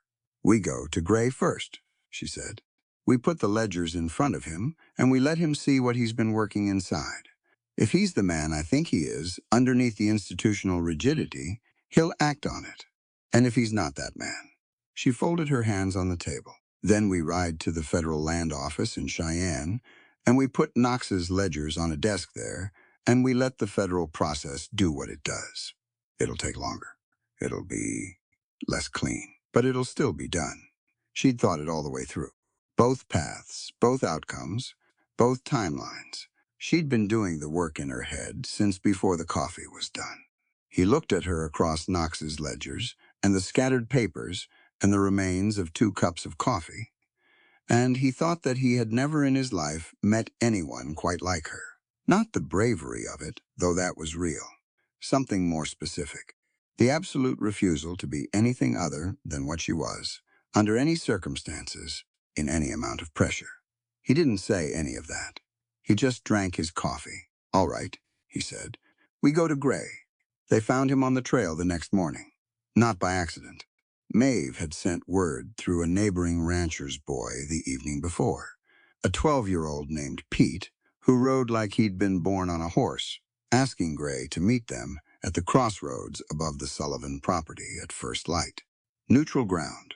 Open space. The kind of meeting place that said neither side was setting a trap. Gray came alone. No deputies. That meant something. He was on the gray horse, sitting the same upright way, hat pulled square, his iron jaw and pale eyes doing their usual work of making the landscape seem like it needed to justify itself to him. He pulled up at the crossroads and waited for them to come up the slope. They came up together, riding even. Gray looked at Colt first, then at Maeve, then at the saddlebags across Maeve's pommel, then back to Colt. "Mr. Dawson," he said, Marshall a pause. Gray looked at him steadily. "Devil's Creek." "Yes." Gray's jaw moved slightly. "Taking that in, Knox." "Dead," Colt said. "Two of his men, the rest scattered." "You'll find them if you look." Gray looked at Maeve. "You were there." "I was there," she said. "That's a complicated legal situation," Gray said slowly. "It gets more complicated," she said. She reached into the saddlebag and took out the top ledger and held it out to him. He took it, without dismounting, turned it in his hands, opened it. He read for a full minute without speaking. His face didn't show much while he read, but his eyes moved differently on the second page than they had on the first. Something in the pace of them changing. A man who was finding something he'd suspected or feared, confirmed, in black ink. He closed the book. "Where did you get this?" he said. "Knox's saddlebags," Colt said. 4 ledgers. A decade of records. Every payment to every county official he purchased. Every bank transaction tied to fraudulent foreclosure. Every contract for hired violence against homestead settlers in this valley. Gray held the ledger. He looked at it in his hands. "R.W., Maeve said. "The bank officer. Robert Walcott. You know him." "A beat." "I know him. He's in there for 3 years of quarterly payments." Gray's jaw set harder. The particular expression of a man confronting something he cannot make smaller than it is, no matter how much professional discipline he brings to the confrontation. He looked at Colt. "The warrant on you," he said, "is based on Knox's testimony to the county," Colt said, "delivered 8 months ago, after Knox shot me and left me for dead in a canyon outside Wichita Falls because I refused to execute a homestead family on his order. That's a claim.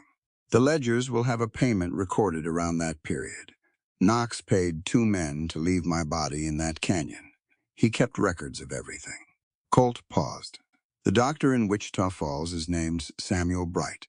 He treated me for 6 weeks, starting in November of the year before last. He'll confirm the dates." Gray looked at the ledger again. "The Red River brand," Gray said. "Is Knox's mark? Put on men he considered his property." Colt kept his voice even. "I stopped being his property when I refused the family." The crossroads was quiet around them. The morning light coming across the valley from the east, clean and long, catching the dew on the grass. A meadowlark somewhere down the slope, its call dropping through the air and fading. Gray looked out across the valley. He looked at it for a long time, the way a man looked at something he'd thought he understood and was now understanding differently. Maeve spoke. "The law ain't worth the paper it's inked on," she said. "If it only exists to hang men who choose decency over blood." She said it directly. Not as an attack. As a statement of a principle she believed and was asking him to measure himself against. Gray turned and looked at her. She held his gaze without flinching, without softening it, without giving him the diplomatic exit of a half-stated challenge. She meant every word, and she meant for him to know she meant them. Gray was quiet for a long time. He sat on his gray horse at the crossroads, with Knox's ledger in his hand, and the morning light on him and the meadowlark going on below them, and he worked through something internally that took the time it took and couldn't be rushed. Then he reached into his coat and took out a document, folded official-looking, with a seal on it that Colt could see from where he sat. He opened it and looked at it for a moment. The Dawson warrant. Colt's name on it, Knox's testimony at its foundation, the county seal at the bottom. Gray looked at it. Then he took a match from his vest pocket. He struck it on his saddle horn. He held the flame to the corner of the document and let it catch, the paper going orange, and then black at the edges, curling. He held it until the flame was close to his fingers and then let it fall to the trail where it finished itself in the dirt. He looked at the ash. Then he looked at Colt. Burl Knox died in a canyon shootout, he said. His voice was flat and deliberate, the voice of an official statement being made in the open air with no witnesses but the people present, resisting lawful approach. The man called Dawson died with him. He paused. I'll write it that way in the report. Colt held his gaze. All right. These ledgers, Gray said, looking at Maeve. I'll need them for the federal filing. I know the land agent in Cheyenne personally. He's a straight man. This goes to him directly, not through the county office. Agreed, Maeve said. Walcott will be arrested by the end of the week. The assessor as well. Gray looked at the ledger in his hand. There will be people in this county who are not happy about what comes next. I expect there will, she said. Your boundary disputes will be reopened under federal oversight. Your land note will be reviewed. He looked at her directly. I can't guarantee outcomes. I can guarantee a fair process. A fair process is all I've ever asked for, she said. Gray nodded once. He tucked the ledger inside his coat. He looked at Colt one last time. A long look, the pale eyes doing their cataloging one final time, and then closing the file, making a decision and letting the decision be made. Get that leg looked at, he said. It'll go septic if you leave it. Then he turned the gray horse and rode back the way he'd come, alone, moving at that same deliberate pace, not hurrying. A man with work to do, and a clear idea now of what the work was. They watched him go until the trail bent, and he was gone. The valley was quiet around them, the meadowlark still going, the morning light full and clean across the grass. Maeve let out a slow breath. He looked at her. She was looking at the place on the trail, where the ash of the warrant had scattered in the morning breeze. Already nothing, already becoming part of the ground. She turned to him. Her face was open in a way he'd rarely seen it. The managed composure she wore the way other people wore work clothes, necessary and habitual, loosened in this particular moment into something closer to what lived underneath it. It's done, she said. The legal part of it, he said. Yes. She looked at him, and the rest of it. He held her gaze. He knew what she was asking. The rest of it was everything that lived past the legal part, the brand and her husband, and 2 weeks of shared work and a barn floor and a canyon wall and a hand against a chest feeling for a heartbeat. The rest of it is whatever we make of it, he said. She was quiet for a moment. Then she turned her horse toward home. Come on, she said. Your leg needs proper attention, and I'm not doing it on a trail. He put his horse beside hers, and they rode down the slope together toward the Sullivan property, the morning full around them, the valley doing its patient daily work in every direction. October came to Wind River Valley the way it always did. Quietly and without announcement, the summer heat just gone one morning, and the air different in its place. Cooler and cleaner. The cottonwoods along the creek, going yellow at the edges of their leaves, a color change, so gradual you had to look away and look back to believe it was happening. The cattle were putting weight on from the late-season grass. The barn roof was solid. The south and east fence lines ran clean and true. The warrant was ash. The federal land agent had arrived from Cheyenne 12 days after Gray rode away from the crossroads. A quiet, methodical man named Forsyth, who wore a good suit and asked precise questions and took Knox's ledgers away in a leather case with the care of a man who understood what they represented. He'd been in the county for a week, working through records, and the county assessor's office had been closed for 2 of those days, while Forsyth's associate went through the files. Walcott at the bank had been taken to the county seat by Gray personally. The boundary disputes against the Sullivan property had been suspended pending federal review. Maeve had read the suspension notice at the kitchen table on a Tuesday morning, her coffee going cold beside her while she read it twice to make sure she'd understood it correctly. Then she'd folded it and put it in the ledger box with the rest of her land documents and gone out to walk the fence line. Colt had watched her go from the barn where he was working on the stall boards and said nothing. Some moments needed to be had alone. His leg had healed the way wounds healed when you let them. The first week had been the hardest, the tissue hot and uncooperative, the binding needing changes twice a day, while Maeve looked at it with the same clinical eye she applied to everything that needed fixing. By the second week, he was walking without favoring it. By the third, he'd almost forgotten it was there, except in cold mornings when the stiffness reminded him. They'd been careful with each other in those weeks. Careful in a specific way, not distant, not uncertain, but deliberate. The space between what had almost happened in the barn and in the canyon, and what had not yet been fully crossed, was a space they were both aware of, and neither was rushing. There was something good in the not rushing. He'd noticed that. The daily life of the property had its own rhythm, its own conversation that happened through work rather than words, and that conversation had been building between them since the first morning he'd gone out to move the cattle, and she'd directed the irrigation work from the channel edge. They understood each other through doing things together. They'd earned what was coming through the accumulation of days. It came on a Thursday evening in the second week of October. Nothing special about the day. He'd spent it replacing the rotted lower boards on the north side of the barn, a job that required getting into the crawl space below the foundation and working with a pry bar in confined conditions. By late afternoon, he was sore and filthy and entirely satisfied with the work. He came in to find Maeve at the hearth with the cast iron going, something with onion and dried pepper that smelled like the best thing he'd encountered in recent memory. She had her back to him, and she was stirring the skillet with her right hand, and the lamplight was on her hair, and the fire was doing its warm, domestic work in the room.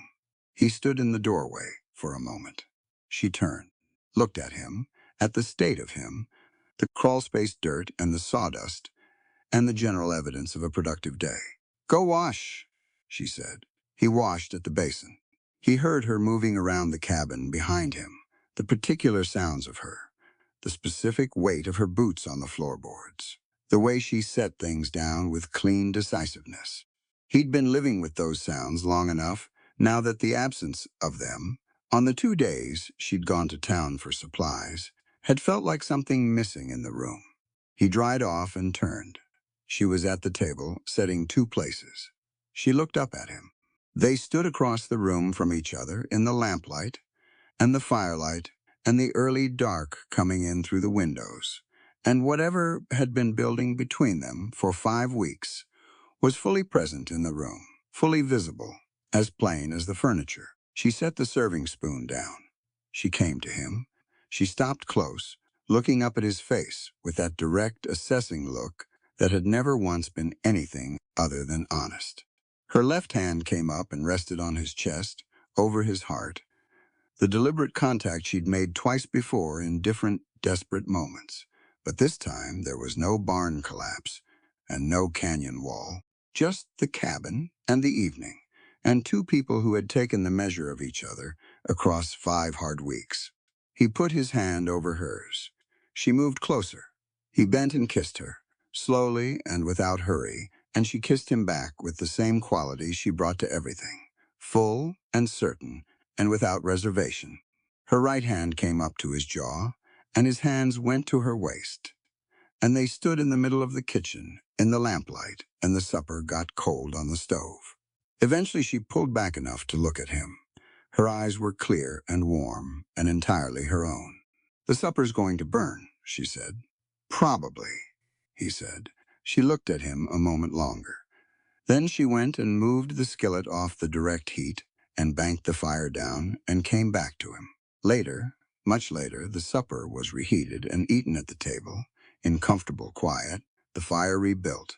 The lamp turned low, the Wind River Valley outside the window, going about its dark and patient business under a sky full of cold October stars. She was across from him, her elbows on the table, her coffee cup in both hands, her hair down. She looked easier than he'd ever seen her, the specific ease of a person in their own place with someone they'd chosen. He looked at the table, at the cups, at the lamp, at the ledger box on the shelf, where the suspension notice was folded with her land documents. At the rifle rack above the hearth, both guns there, cleaned and ready. Because ready was what you stayed out here, regardless of what the legal situation was. At the curtain across the sleeping area and the chair beside the hearth where he'd slept for 5 weeks. He looked at her. She was watching him. She knew what he was thinking. She was precise about people, the same way she was precise about everything else. "You're staying," she said. "It was not a question, if that's what you want." She held her cup and looked at him steadily. "It's what I want." He nodded. "Then I'm staying." She drank her coffee. He drank his. Outside, the wind moved through the cottonwoods. In its gentle October way, the leaves coming down in ones and twos, spinning in the dark. 3 days later, Maeve took down the gate sign. She did it in the morning, early, while the frost was still on the grass. Colt was at the barn when he saw her at the main gate with a pry bar, working the old cedar post that held the Sullivan family sign, weathered to gray, the letters barely readable after 10 years of Wind River weather. He went to the gate. She had the sign off by the time he got there. She held it in both hands and looked at it for a moment. The Sullivan name in letters that her husband's father had carved, that her husband had maintained with linseed oil every spring, that she'd looked at coming and going from this land for years. She set it on the ground. She looked at it there on the frost-white grass, and she was quiet for a moment in a way that he understood. You didn't put something down that had meant something without taking a moment to let it have meant something. Then she straightened and looked at the post. "I found a good piece of cedar in the barn," he said. "Seasoned. Good grain on it." She looked at him. "I was thinking the same thing." They went together to the barn and found the cedar plank, a solid piece, 4 feet long and 2 wide, the grain running true and clean. He carried it to the gate and set it on the sawhorses he brought out from the equipment shed. She got the carving tools from the box in the cabin. They worked at the plank through the morning, taking turns, the chisels moving through the cedar in clean cuts. Her hands were precise on the tool, the letters coming out, even and deep. He steadied the plank when she needed it, and took the chisel when she passed it to him, and worked the sections she directed him to. It wasn't fast work. Good carving wasn't fast. It was the kind of work that required you to pay attention to what you were doing and to the material you were doing it in, to understand where the grain wanted to go, and work with it rather than against it. The letters took shape through the mid-morning. When the carving was done, she ran her thumb along each letter, checking the depth and the edges. She found 2 places she wanted to refine, and went back to them with a smaller chisel, taking her time. Then she stepped back and looked at it. He stood beside her and looked at it. The new name, both names, cut deep into the seasoned cedar so it would last. She picked up one end of the plank, and he picked up the other, and they carried it to the gate and set it on the post where the old sign had been. He had the mounting hardware ready, and they got it up together, level and solid, the cedar bright against the weathered post. They stepped back. The morning light hit the fresh-cut letters and made them sharp and readable from the road. She stood and looked at the sign for a long moment. He stood beside her. The valley spread out behind them, the full October version of it, the cottonwoods yellow, and the grass going gold, and the creek running its low, clear course through the bottom land. The cattle in the east pasture, moving slow in the morning light, the repaired barn, the solid fence lines, the cabin with its smoke rising straight up in the still air. He looked at it beside her and understood for the first time in a long time what it felt like to be somewhere he'd chosen rather than somewhere he'd ended up. "We should ride the south fence this morning," she said. "I want to check the posts we set near the creek bend after the last rain." "All right. And the north channel needs clearing before the ground freezes." "I can do that this afternoon." She glanced at him. "We can do it." He looked at her. "We can do it," he agreed. She went to get the horses. He stood at the gate for another moment, looking at the new sign in the morning light, the letters clean and deep in the cedar, built to last. Then he went to help her saddle up. They rode out together through the gate past the new sign and into the valley. Stirrup to stirrup, the horses moving easy in the cool air, the morning light coming gold and clean across the grass. The cottonwoods dropping their yellow leaves one at a time along the creek. The hawk already at its work above the eastern ridge. Maeve rode straight-backed and easy, her hat pulled level, her eyes on the land ahead, reading it the way she always read it, taking inventory, noting what needed attention, moving through her world with the particular authority of someone who understood that freedom was not given, but built, day by day, fence post by fence post, from whatever materials the ground provided. He rode beside her and matched her pace and looked at the country opening up ahead of them, the wide sweep of Wind River Valley going on in every direction, honest and difficult and fully alive. Behind them, at the gate, the new sign caught the morning light. The valley went on. So did they. This is a work of fiction. All characters' events are entirely imaginary. For entertainment purposes only, no real persons or organizations are intended.